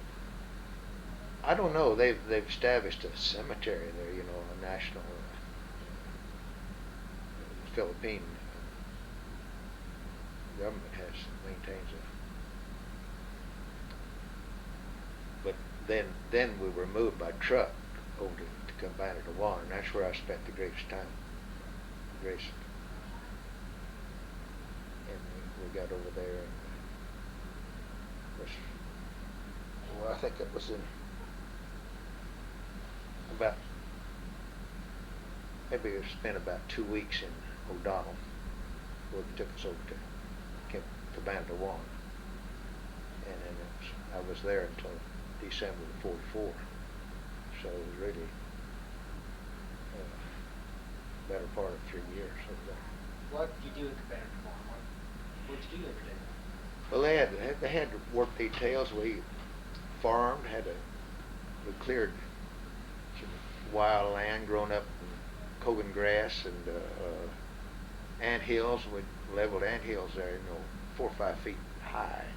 The ant hills, and they established a little irrigation system and built a earthen field and diverted water, and we had a big farm detail that several hundred men, groups of 100 would go out each day, and it was all just picking in the weeds out on your hands and knees. You'd go down the rows and pick out on your hands and knees, and they had a little irrigation pump I was telling you about, but to lift these from one level to the other, these patties were leveled in steps, and then we'd have 100 men going around in the stream, just walking around dipping out of one sump and carrying it over to the next level and pouring it up. And a different level, you know, to irrigate these paddies. And it just continued. They also had a little treadmill similar to a cistern pump, bucket pump. And this was made right there in camp. The Japanese, it was a prisoner making them, but under Japanese design and supervision. They had some craftsmen, the Japs said. But there's two men would stand on the platform, hold on to a bar, and they'd run on the steps. This was all carved out of wood, but steps were staggered. The two men were running, and this powered a chain, which was carved out of wood. The chain then had rubber parts of the inner tube around the side of it, and it would drag this water up an incline and lift it about 4 feet high, and they alternate run two prisoners on there and pump this water up. It was a little 5-horse Briggs and Stratton engine. Could have done it all. Same way on our airport detail, we'd out there leveling, making an airstrip. They'd run 700 or 800 of us over there every day. It'd give us a rice ball and a ball of rice wrapped in banana leaf, and we'd go over making cuts and fills, well, you know, up to 5 or 6 feet, carrying the earth on the litters made out of 2 poles with a swally covering. You just go by and dump your. They'd tamp it with a block of a segment out of a tree with ropes tied to it, and we'd flex these ropes and it bounces this section of log up and down. That's the way they tamped it in. And there again, one bulldozer, 1,300 of us working there, up to 1,500, I guess, at one time. How'd you Smooth that run. Just Smooth. with that log? Yeah, That they'd and shovels in hand. They had lots of labor. It was pick and shovel work, and but that was compaction. Was this, like I tell you, as it went on, they finally got some out of the mines. We had some civilian mining engineers that were interned there with us, and they got the Japanese to get up in the mines where they had worked. They got some little narrow gauge cars and tracks out there, and little dump cars, and they set those up and pushed those in there, and by hand we pushed them in there, set them. So it speeded things a little bit, but and ironically that we hadn't finished that strip very long until the Americans came in 21st of September in 44, and there was a plane in air there when the American planes came over, and he tried to land there on that strip, and we were able to see his American peel off, shoot it down there, and says he was on his landing approach. But I don't suppose they'd used it maybe 60 days or so before it. It was in a constant state of construction. Some of the little planes had landed on there, but it was.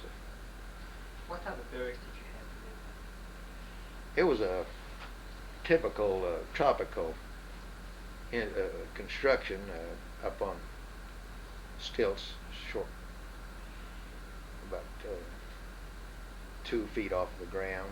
Ours was, and it was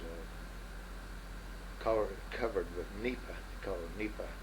And nipa leaves. They build these leaves on a slender piece of bamboo and fold the leaves over it, and then they're laced through there, and these are just shingles along lengths about 6 feet long. I guess it would make them any length, but and they lay these up there and they lace those on with the bamboo strip and this swally, they call it, or rattan. You've seen rattan furniture that's wrapped. Well, that's what they lace it on. And so that was the shingle, and it did have a galvanized ridge roll tin that would go down the ridge of it. The rest of it was just, you know. And the sides were the same. They were open on the sides, but had an overhang, quite a little overhang. And during the rainy season, it was, they shed the water. It was, it rained torrents there. What type of beds did you have? We just, it was the inside the barracks, it had a walkway, and in addition to the barracks being elevated, these walkways were on either side. There was about a foot rise there, and this was a bay area there and it was covered with this split bamboo, just slats, similar to fishing poles. Only these were made out of a larger bamboo, and they were more flat, and that was it. And if you had a blanket, whatever you had, well, you just made your own bed. And we held on to our mosquito bars or mosquito netting, which covered. That we were able to hold on to that and our army blanket. But that was your bed was right there. What about your food? Well, they had kitchens established there, which were just barracks, similar to barracks construction, only it was all ground level. And they had big cauldrons, iron cauldrons, about 5 foot in diameter, and they would use bricks or stone rather, and mud, and build firebox under these big cauldrons, and the rice was cooked in there. They cooked the rice, and it was they'd feed us by units. We just line up with the mess kits and go by, and they'd tip out the rice. They called it lugal in the morning because it was more of a porridge, more like a hot cereal. They called it lugal. And when it cooled off, it was just like paste. And then the rice, a good cook they'd stir that rice with a minimum amount of water, and they'd cover it with sacks and boards, sacks, let it steam. And a good job was when the grains were individually, it wasn't sticky, but it came out all different kind of, you used scorched, but it was kind of a climber to get that was scorched, more like popcorn.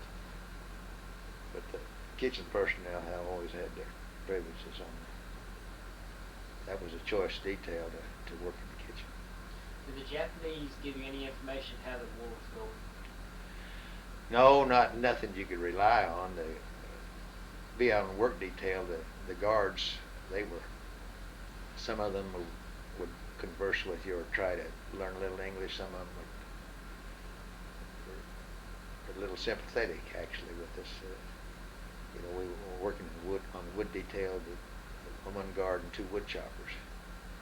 How different ones, but it was always they were winning. Boom boom. Awari means the end. So we'd ask, so they were telling about different strikes they had made. And he said, how about, and they believed this. I don't know where they were told that, but they believed that they were bombing New York and Chicago. And so we said, well, how about some little skunk holler or something, make up a skunk holler, boom, boom, oh, war. So they really believed that they were winning the war, and they were for a long time. They really were. In fact, we'd hear Tokyo before the capitulation. We really got more reliable information over Tokyo Rose broadcast than we did from KGEI in San Francisco. It was, as I say, the American propaganda was still trying to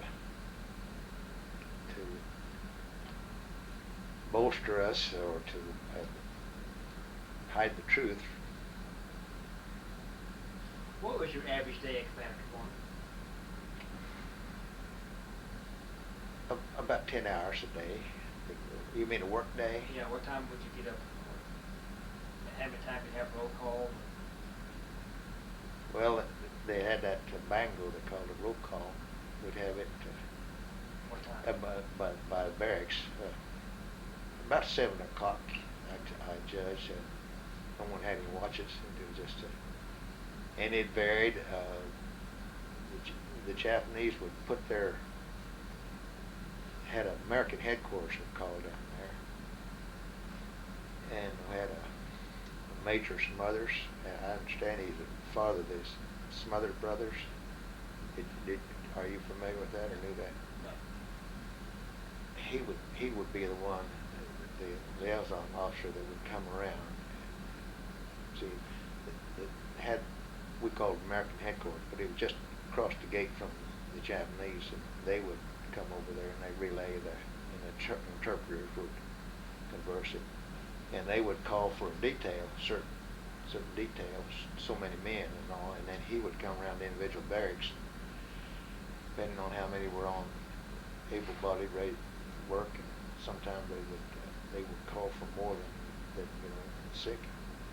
The chaplains and medical officers were exempt, but sometimes they would work for somebody that wasn't able to work. The Catholic chaplains in particular, they really there was a closeness there, and the priests, I guess, he'd keep track of the ones that, and if any of them, he had word when I was, and if I didn't have a religion at that time, I would really been, they were impressive the way it was, unselfish, but everyone else was, it was survival of the fittest. They still maintained that care and visitation, and kept records on the dead and registration. They were devoted. Father Cecina and Padre O'Brien, the two I remember there in Tobacco. What time were you allowed to go to bed at night? Well, after they got us in, after we come in work detail and had chow, that was all for the day. We'd go to bed, or we'd sit around the barracks, because they had guards in the towers there. But at 10 o'clock at night, you couldn't. There was not to be any movement around. You could go to the latrine, but there was no. There was no visiting or anything else. It was, and that was up to the barracks leader. We had barracks leader, American in each one who. And he he was respected, the barracks leader. So, Who was he- your he- barracks leader? well, Miller is the one I remember. We had different ones. We had a Miller who was from Sapulpa, Oklahoma, retired. Major Miller. But everyone realized it. And they had this, they invoked this thing of 10 men. And if any one of them tried to escape by, That's the Bud group? yeah, Bud, yeah.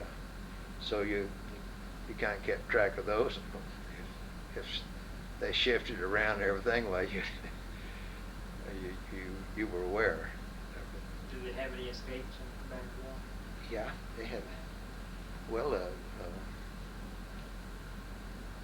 they had some that were caught, escaping, and they were executed. What's the Japanese method of execution? What? How did the Japanese execute? So these were shot. They were shot right outside the camp there. Have you ever seen a little plat of the Commander One camp? I've been in contact with a George von Epperle, who's a retired professor from Harvard, I believe it is. He's writing a book, emphasis on the Orinoco Maru. But he sent me a little Xerox sketch of, and I'm sure it's correct, but I couldn't get oriented on some of the features there. But it has this execution site where they executed these people. So from Commander One, where'd you go? Well, it was in Commander One till 1944, the fall of 1944. And I was called on a detail to go. They were shipping them out, beginning with in September, as I told you, when the first American planes were coming out. Then there was a lot of speculation. It's soon going to be over, and there was the speculation that it's going to be battles right here, and that the Japanese are going to get tougher. And so when they were calling for these for these details, ships, they were sending ships. Ships were coming in all the time from Japan and in the Manila area, Manila Bay, and they were taking prisoners out there starting in October.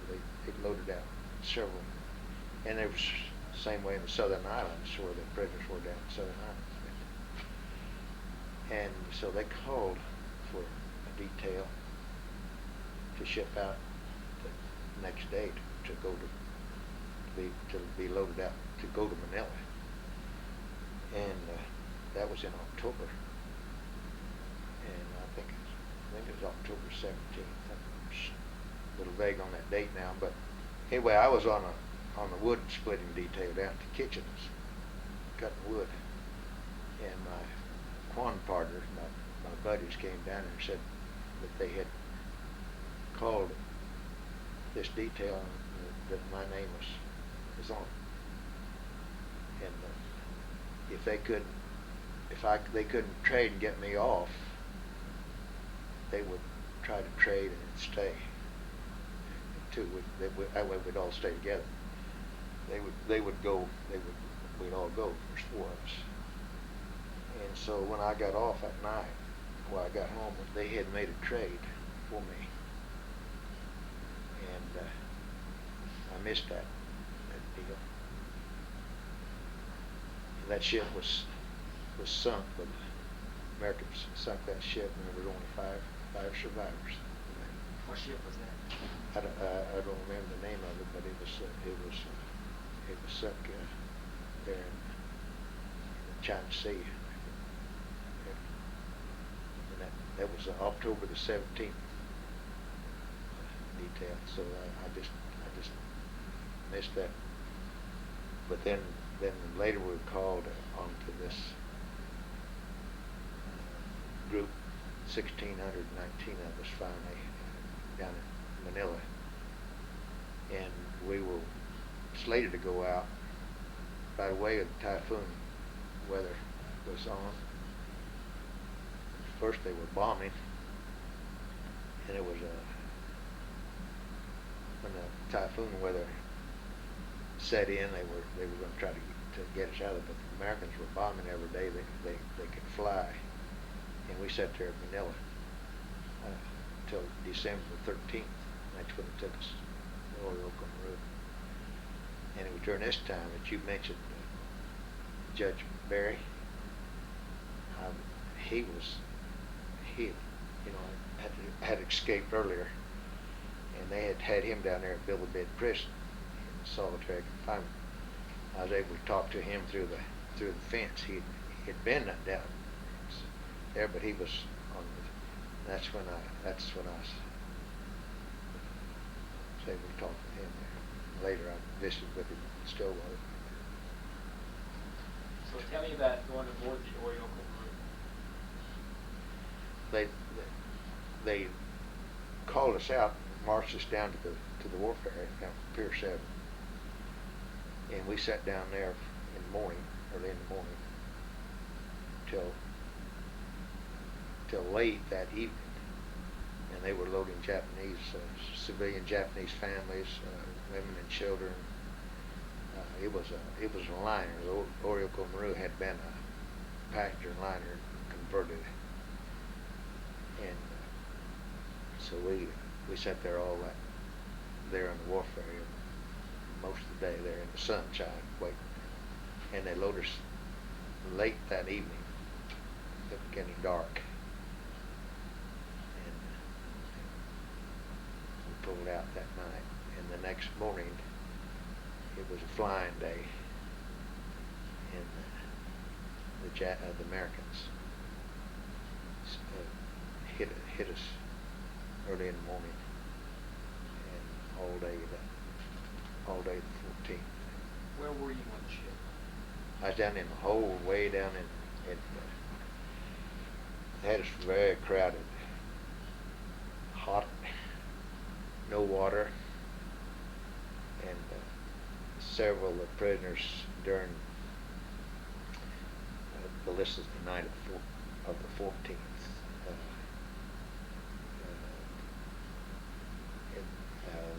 Were trying to drink out of the urine buckets, and just delirious, and mostly it was foul air and suffocation. They were several tried to commit suicide, did commit suicide, and we'd taken several hits, and then all their recoil from their own guns that were fired at Americans. That was all. We had a whole day of that there. Were they airplane bombs or? They were bombed. They were concentrating on the naval escort to start with, but they did take some hits there on upper decks that flew off. Were the ships marked if they were carrying field guns? I don't know. I don't think so. I'm sure they weren't. Because the next day, which was the 15th, we crippled into Subic Bay that night. And during the night, as I tell you all this pandemonium there during the night, they took off the Japanese civilians, and a lot of them they took out during the night. And the next morning, real early, we heard the drone of planes, and I was close to the side. And there again, I was fortunate that I was where I was, because there was a rib of this ship, kind of a U iron, I-beam, or bent iron, was bowed, and there was a little bit of circulation out there, and then being close to the side of the ship, it was cooler too there. But there wasn't room to lie down, there wasn't room to just had to sit there. But we felt this tracer belts hit the ship, and knew that we were and line sights, and aerial torpedo hit the rear section out there. And that was at Subic Bay in the morning of the 15th. But what I was saying, I didn't think they were marked because men started scrambling out there and getting up on top deck and waving everything white, and they were coming back around for their runs again. And this one thing came right over the ship and wagged his wing like that. I think he recognized that there were prisoners on the ship. And so there was never another shot fired at that. How much damage that torpedo did? Well, it blew the bag hole in the rear section there, and that's where they had the field officers quartered. And we lost, I think in that around 300 of our 1,619 were killed. How did the men commit suicide? Slashed their wrists, What they have to cut with? razor blade. Yeah, I have one of our cooks named Rosen. He took his life there. A very good friend of mine who was a pilot had lost his eyesight, his vitamin A deficiency. He tried to do that. I guess it was shadow. He was a pilot, but he had lost his eyesight with vitamin A deficiency. Yep. A lot of them did.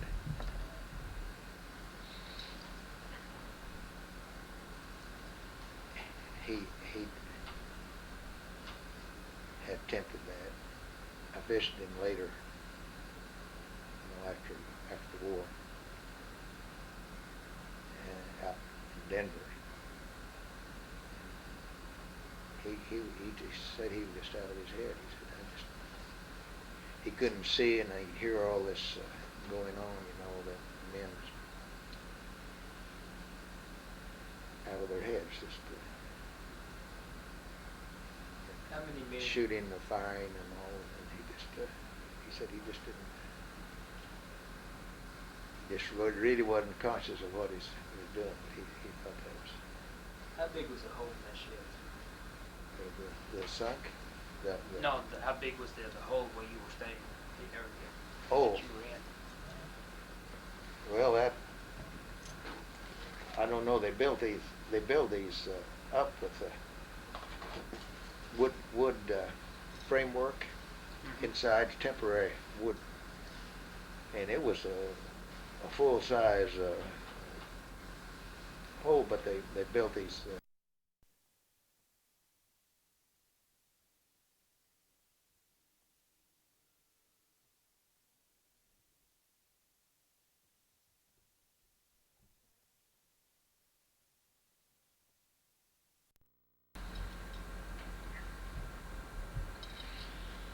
How many men died on the Orinoco Maroon?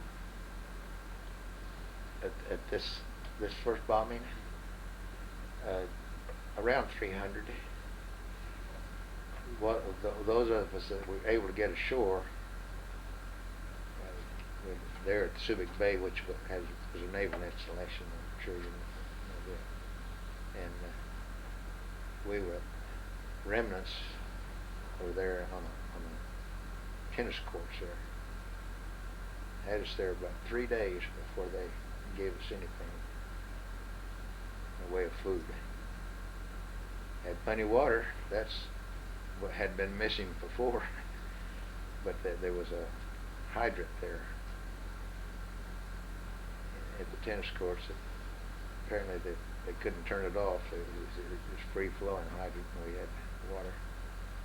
But third day, they brought us just some raw rice, 2 sacks of raw rice, and that was metered out to us by the spoonfuls. We just chew it, soak it, and each one took care of his own ration that way. So how many times was the Orinoco Maroon hit or bombed? Well, after mean before it was sunk, or? Yeah. Well, I don't know how many hits we took during the first day, the 14th, but it was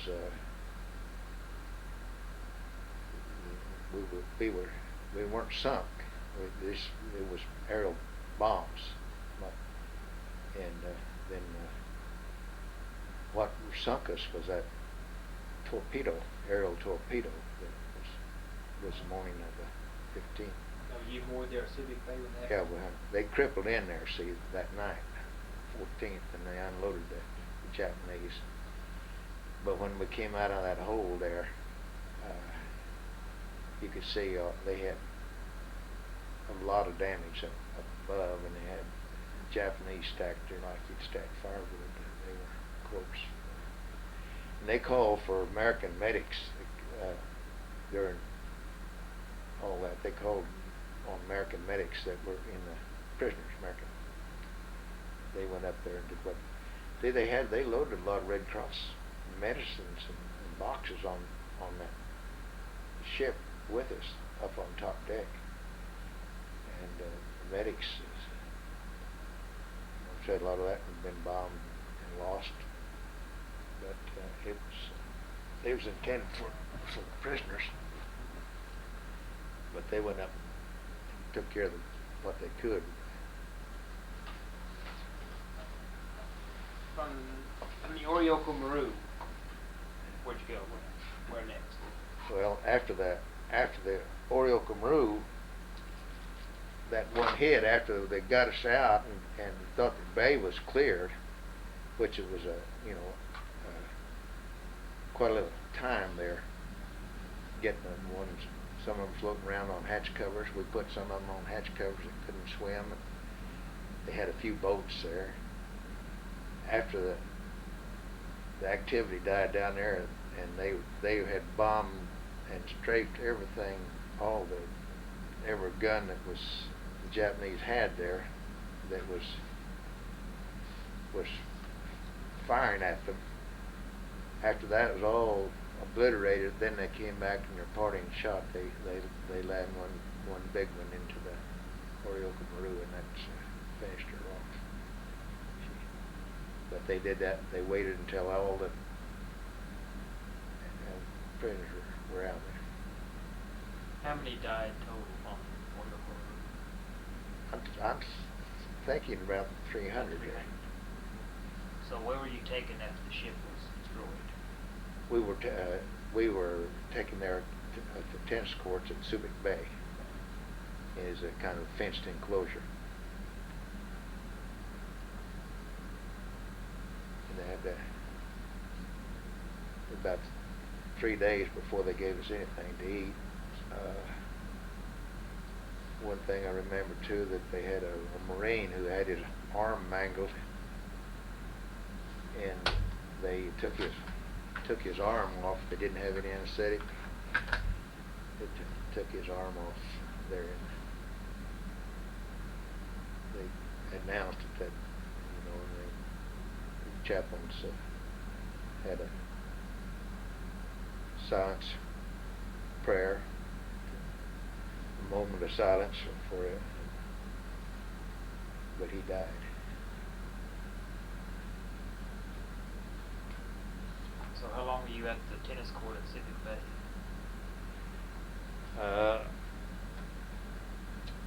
About 4 days. We were there about another. The next day after they gave us that rice, I told them, then they brought trucks in, and they took us to San Fernando, Pampanga, on trucks, and then.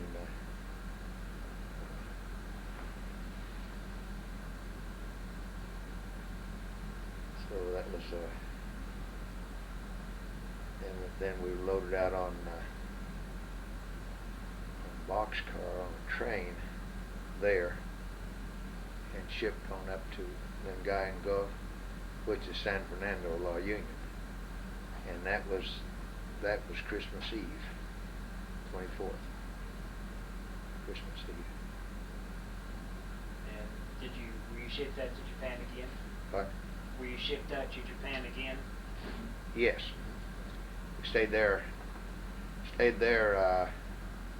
put us in an area which had been a trade school compound, but it had been abandoned and grown up, cotton grass and weeds and all. And we were there that on Christmas Day, and then they ran us down to the beach that night. In fact, there were several of us had plans to try to escape there because the security was, there was no security. They had some guards around there, but it was so much undergrowth, you know. But they, just before dark, they rounded us all up and marched us down to the beach, and we stayed down there that night, and then all day the next day we sat there in the sun, no water, and they were unloading a cavalry unit off the ships there in the bay. And finally they prevailed on the chaps to give some water. Some of them were trying to drink seawater, and they took some guards and prisoners, went over and brought back water, a bucket or so of water, and they were just rationed out with a spoonful.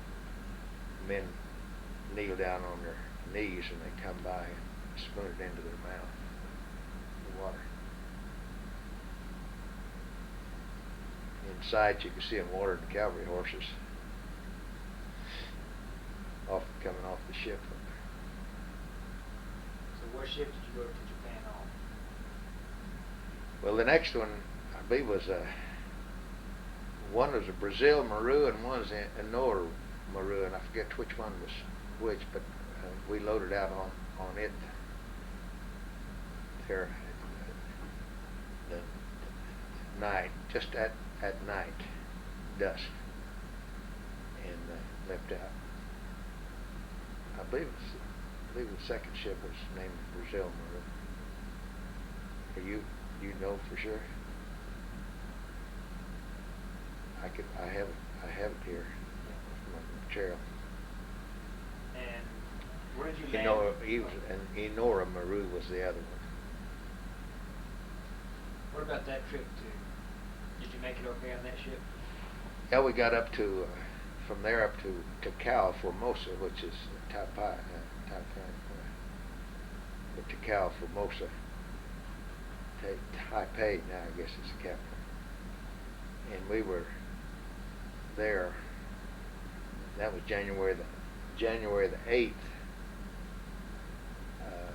There. They ran us up on top deck and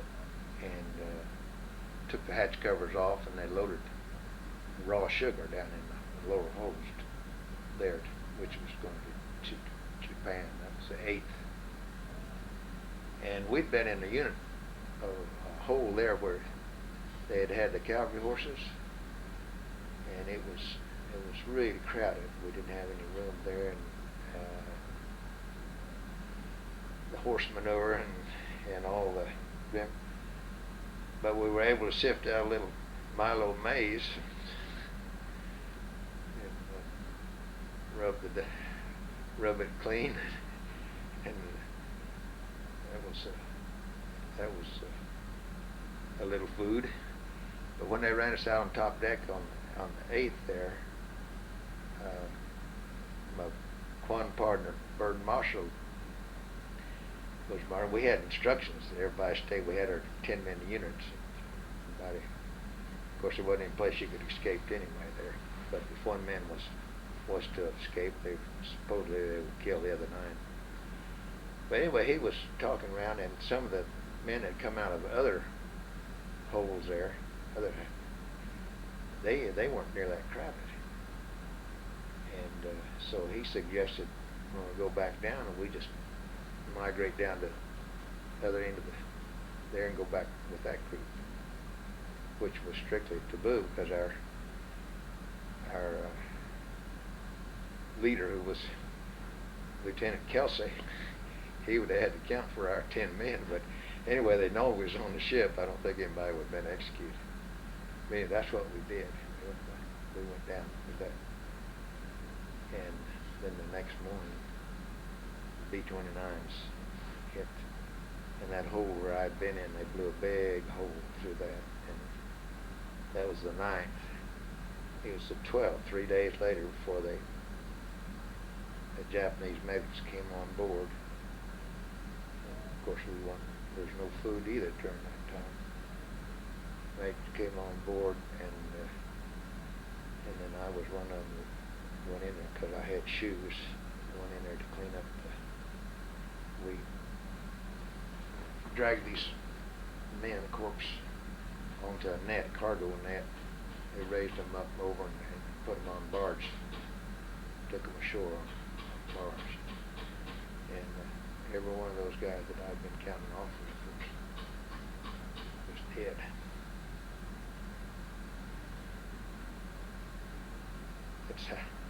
That's how close it was to. Tell me about the trip to Japan. From then on,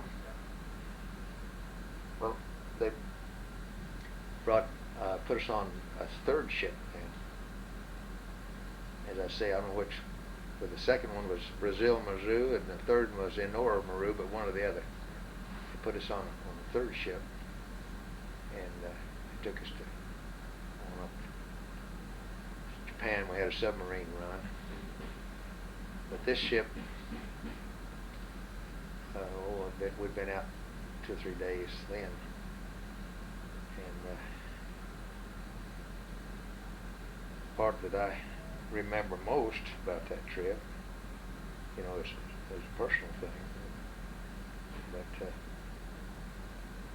my partner, Con Buddy Stinson, and I got to exploring around and down and found others were getting this raw sugar out. There was a steel ladder leaking down there below the sick bay.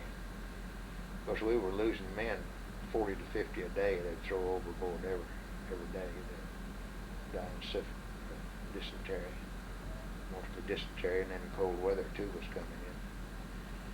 We got down there and getting that raw sugar, and we had noticed up above there, it was real cold. We could notice that these Jap guards were sitting in an open area there between our hold and storeroom, and there was someone coming down each morning and drawing rations out of this storeroom.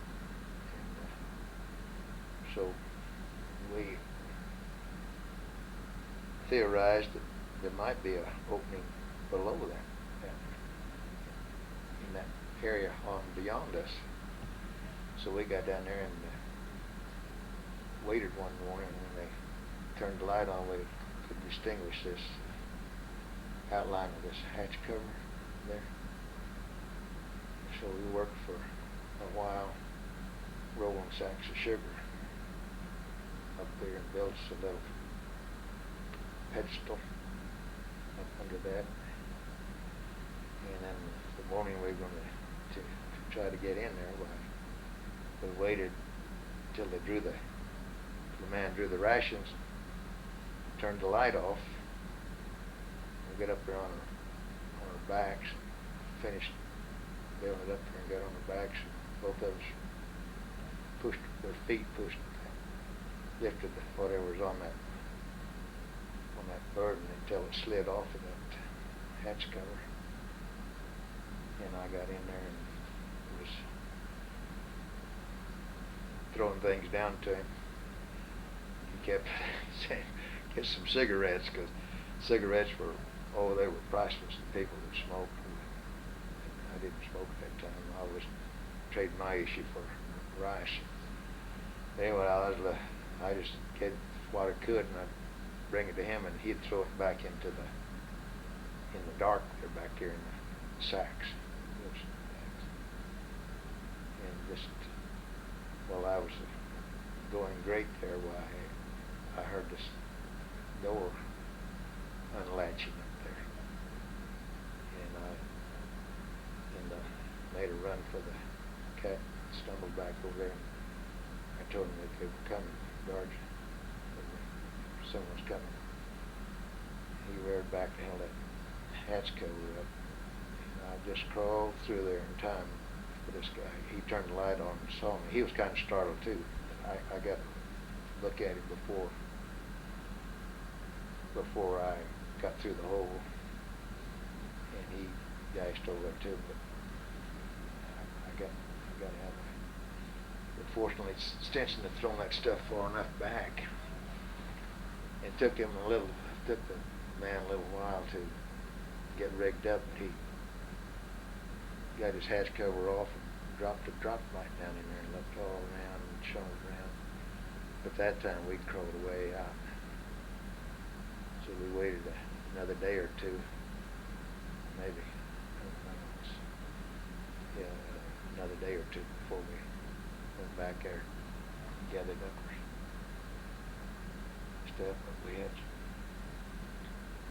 some tomato puree and some tangerine sections and some crackers and different things like that, which we were doing all right. But then when they docked, getting ready to dock, we couldn't get off.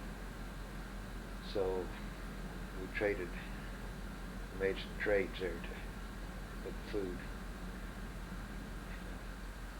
We got 3 West Point rings, I think it was. Traded food because they always had value. And got ashore with those. Never did trade the rings off, but later sent them back to the people. I've got a little thing you might be interested if you didn't already see it. It was came out in this Modern Maturity. I think it's Modern Maturity. I think it's a Baptist publication. The lady wrote about getting their ring back, but what had happened, this Mel Rosen was taking the ring back to his widow, to Wald. Man's name was Wald, W-A-L-D, the 1940 graduate of West Point. He was taking it back, and he traded it for the food. And he got back to the States. He took an airplane to this factory where they had the rings were made, and had them duplicate this ring. And they'd given it to Mrs. Walls. And then later, I sent this ring back. And she was telling about the family reaction and all. And the father had died, and finally she pressed for an answer. Said she knew the answer, but she had no hard feelings about him. She understood it. They were trading their rings for water and food. But anyway, I have a copy of that if you ever care to look at it. Anyway, she mentioned it. Got the ring from James Fossey and So, where did you land in Japan? At Mochi, Japan, on Kishu Island. What was the date? Do you remember? The 30th of January. 45. 45. And where were you taken? We taken to Fukuoka by rail, which is a short distance away. Stayed there at Fukuoka until the 25th of April. Remember that date because that was the date we graduated from flying school. Do you have any contact with the Japanese civilians? There at Fukuoka? No. There was no one went out. There might have been some little details, but there were no work details there. Nobody was able to work. we weren't able to step up to the latrine.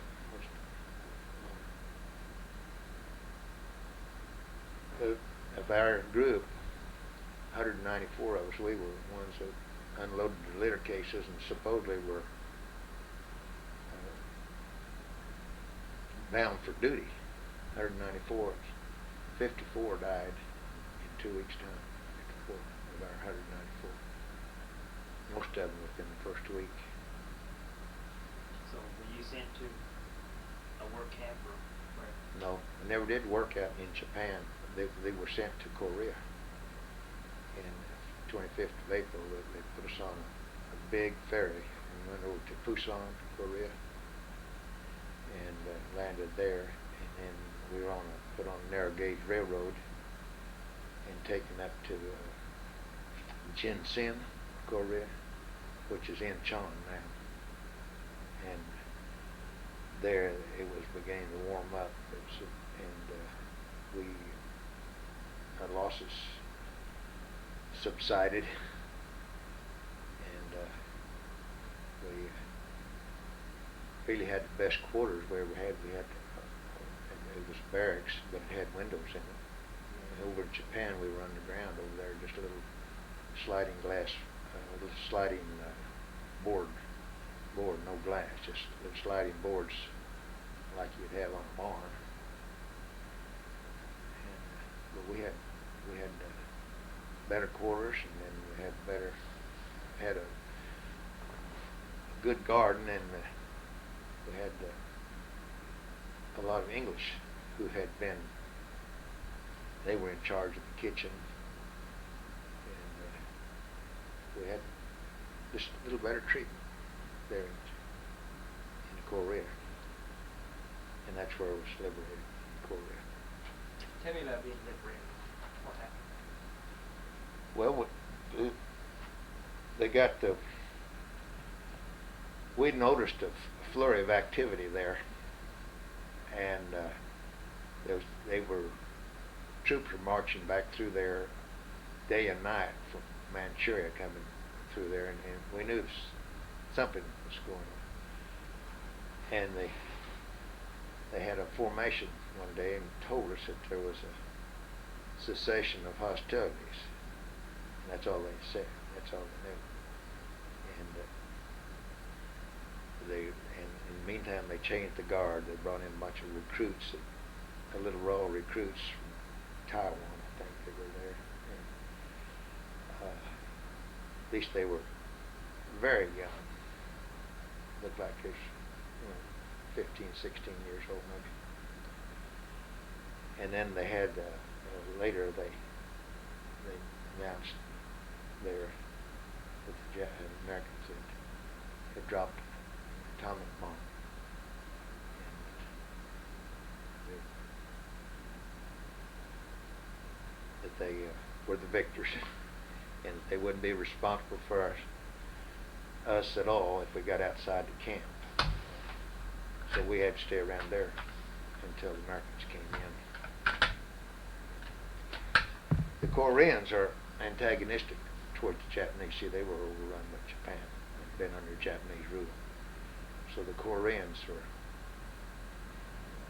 were sympathetic with the Americans. When they dropped the food to us there on 28th, 29th, 3 days, successive days in last of August, B-29s came by. A lot of it broke loose from the cargo chutes and landed in the bay and all. And Koreans would go get that stuff, and they'd bring it right in there. And they were short of food the same as we were, but they'd line up to bring that into our camp. They actually would. When did you see your first American? It was just a day or two after that. They brought a Japanese staff car, came in there with the American officer, and there was I don't remember the officer's name, but we had an officer there who was Harold Johnson, who's in our prison camp, was a West Point classmate of the officer that came in, and they embraced there and all. They gave us about an hour to write. They issued us some paper. We got an hour to write some notes to send back. And so I'd say it was the food drop was 28th, 29th, and 30th of August, and this was just a day or two after that. What was your reaction when you saw that American? Well, it was good. And then we saw them in force when they landed. Just a day to that, they landed there in Chin, and we watched them. And you know, they had the helmets had changed. We had the little flat pan helmets when we were captured. So these Americans running around there with these little carbines and jeeps we hadn't seen, radios, walkie-talkie radios, and all that. And I didn't know it till later, but a man from my hometown was in that group. He looked for me, and he saw all the prisoners sitting along there watching them. But this landing craft would come in there, and the front ends would fall out, and they'd scream. It looked like it was a foreign militia, as far as we was concerned. We'd never seen anything like that. So when did you return to the States? Okay, they brought us back by ship, put us on a hospital ship first. The hospital ship Refuge. They put us on there and scrubbed us down and disinfected us all before they issued us clean clothes and hot chocolate and a Red Cross parcel and everything. That it was clean sheets. We spent one night there, and then they transferred us to the APA ship 213 and took us to Manila, and went through a replacement depot in Manila. Came back was back in the United States in October. And you landed where in the States? I landed in San Francisco and was there at Letterman Hospital for a while, and then was assigned to Borden General Hospital at Chickasha. What's the first thing you did when you stepped foot in the States? In the United States? Well, might not have been the first thing, but we had some ice cream at a little station there, and that was one of the things. But we were just overwhelmed by the lights. Of course, they had Italian prisoners and German prisoners running around there with big PWs on, and they were monopolizing the seats there at the PX, having malted milks and all that. That was disgusting as far as we were concerned. But it was so good to be back. And about the first thing I did was I called my folks and had some flyers wired to their Red Cross ladies. Set up these phone calls and did everything there for us, and it was a grand feeling. 3.5 years as a prisoner, and over 4 years. Of course, that's no time compared with some of the Vietnam prisoners. I think some of those were up to 7 years, weren't they? And when did you get your discharge? At Fort Chaffee. It's Fort Smith, Arkansas. Camp Chaffee, Fort Smith, Arkansas. What, 45? 46? Yes. 46. I was on temporary duty there, attached to this hospital, and went through all the tests and fixed it. They gave us the worm treatment and records, established records, had dental work, all that done. But I spent about as much time at home as I did down there. And you returned to Buffalo? Yes, Buffalo. And when did you move down to Anadarko? I went to, lived at Pawnee first. I went to work at the Bureau of Indian Affairs in 1948. I started in the locker plant. We built a locker plant. My brother and father and I built a locker plant in Buffalo. And it was hard to get materials and all, and hard to get it off the ground. And so I sold my interest out. Went to Stillwater, took civil engineering courses, and then went to work for the Bureau of Indian Affairs, Department of Interior. Lived at Pawnee for 5 years. Came to Anadarko in 1952. Fall of 52, so I've been here in Anadarko 36 years. Whenever anyone mentions Bataan, what do you think of? Well, I think of my knowledge of Bataan, my experiences. There's mostly my knowledge of my stations were at Marvelis and at Bataan Airstrip. Little short. And I think about the march out of there. Cab Cabin, where we were shelled at Cab Cabin. We had some casualties in the rear of our column there at Cab Cabin. This is after during the march out, before Corregidor surrendered.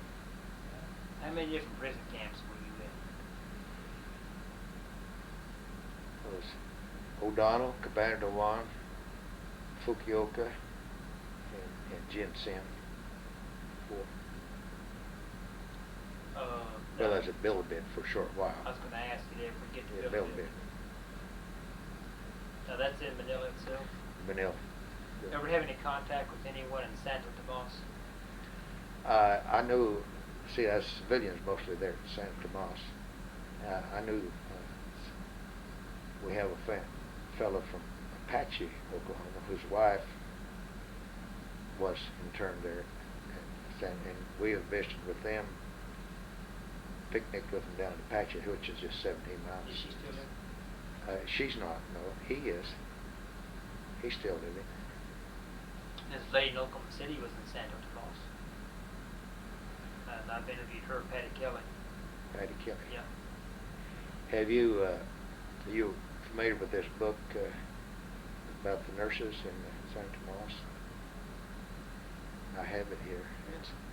It's written, and I know several of those names. Is there anyone in Oklahoma that you know that was in Santo Tomas?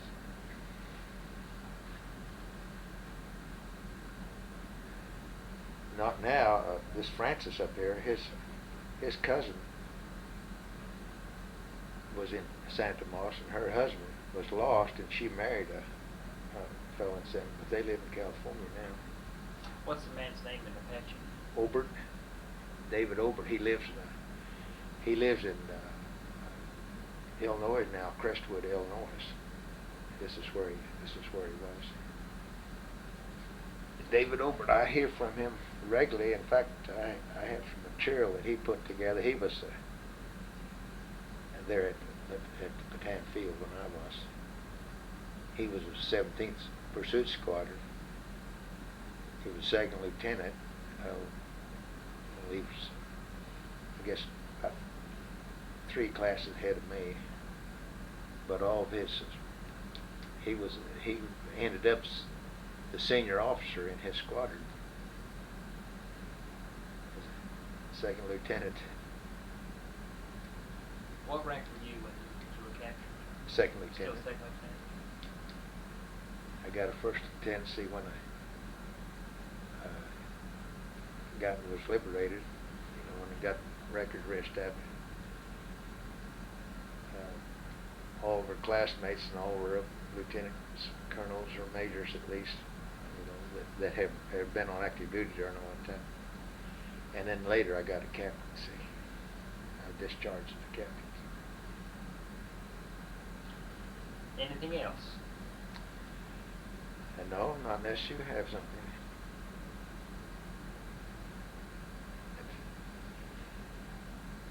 you have any specific questions, you know, now or later, why I wouldn't.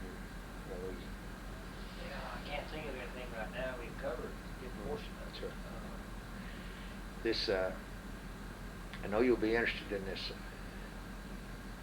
Orioco Maru story when it comes out. I'm supposed to get a draft of that. Oh, I was going to ask. Mr. Wolf said that the Japanese had big fans set up to blow air down the holes on the Orioco Maru. He said they were knocked out. Do you recall those? I don't recall that. No. I know it was stifling hot, and we weren't this water. They weren't getting any. There was no. In fact, he just told one time. He said, "Well, don't forget that you're our prisoners." No, but they were pleading with it. Colonel Beecher, who was our senior officer, he was pleading with it to get some water in, to get that the men were drinking out of the urine buckets, and he just no sympathy at all. He just said you're. Of course, they were taking their lumps. They had lost a lot of them there on that ship. I don't know how the families of those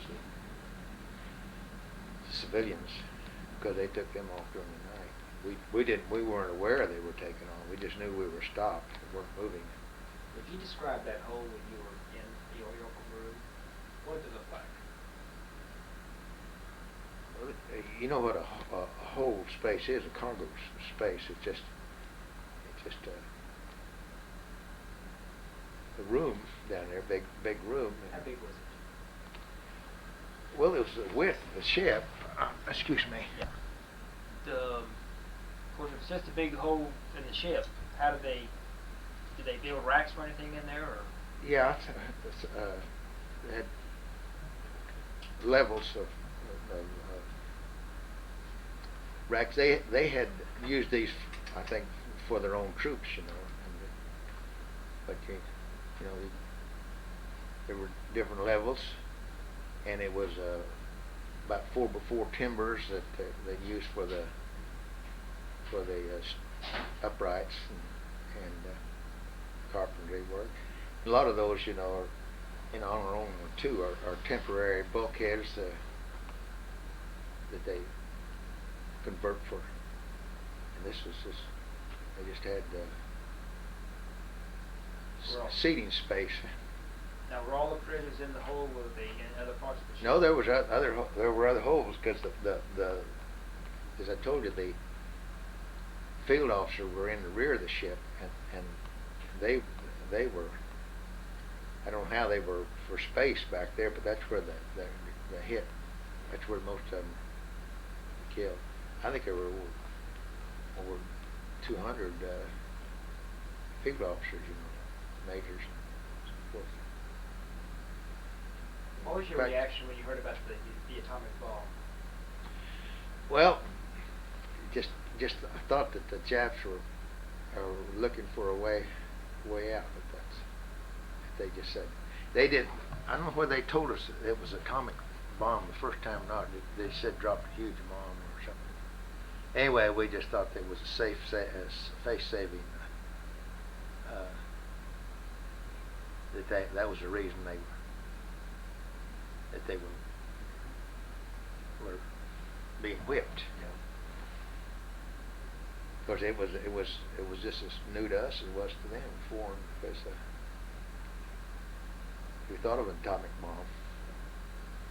Well, I think we have a good interview. Yeah, I hope so. You have a card? I didn't bring any with me, but I have down here. I'll leave you one of these sheets. Okay. Thank you. Let me.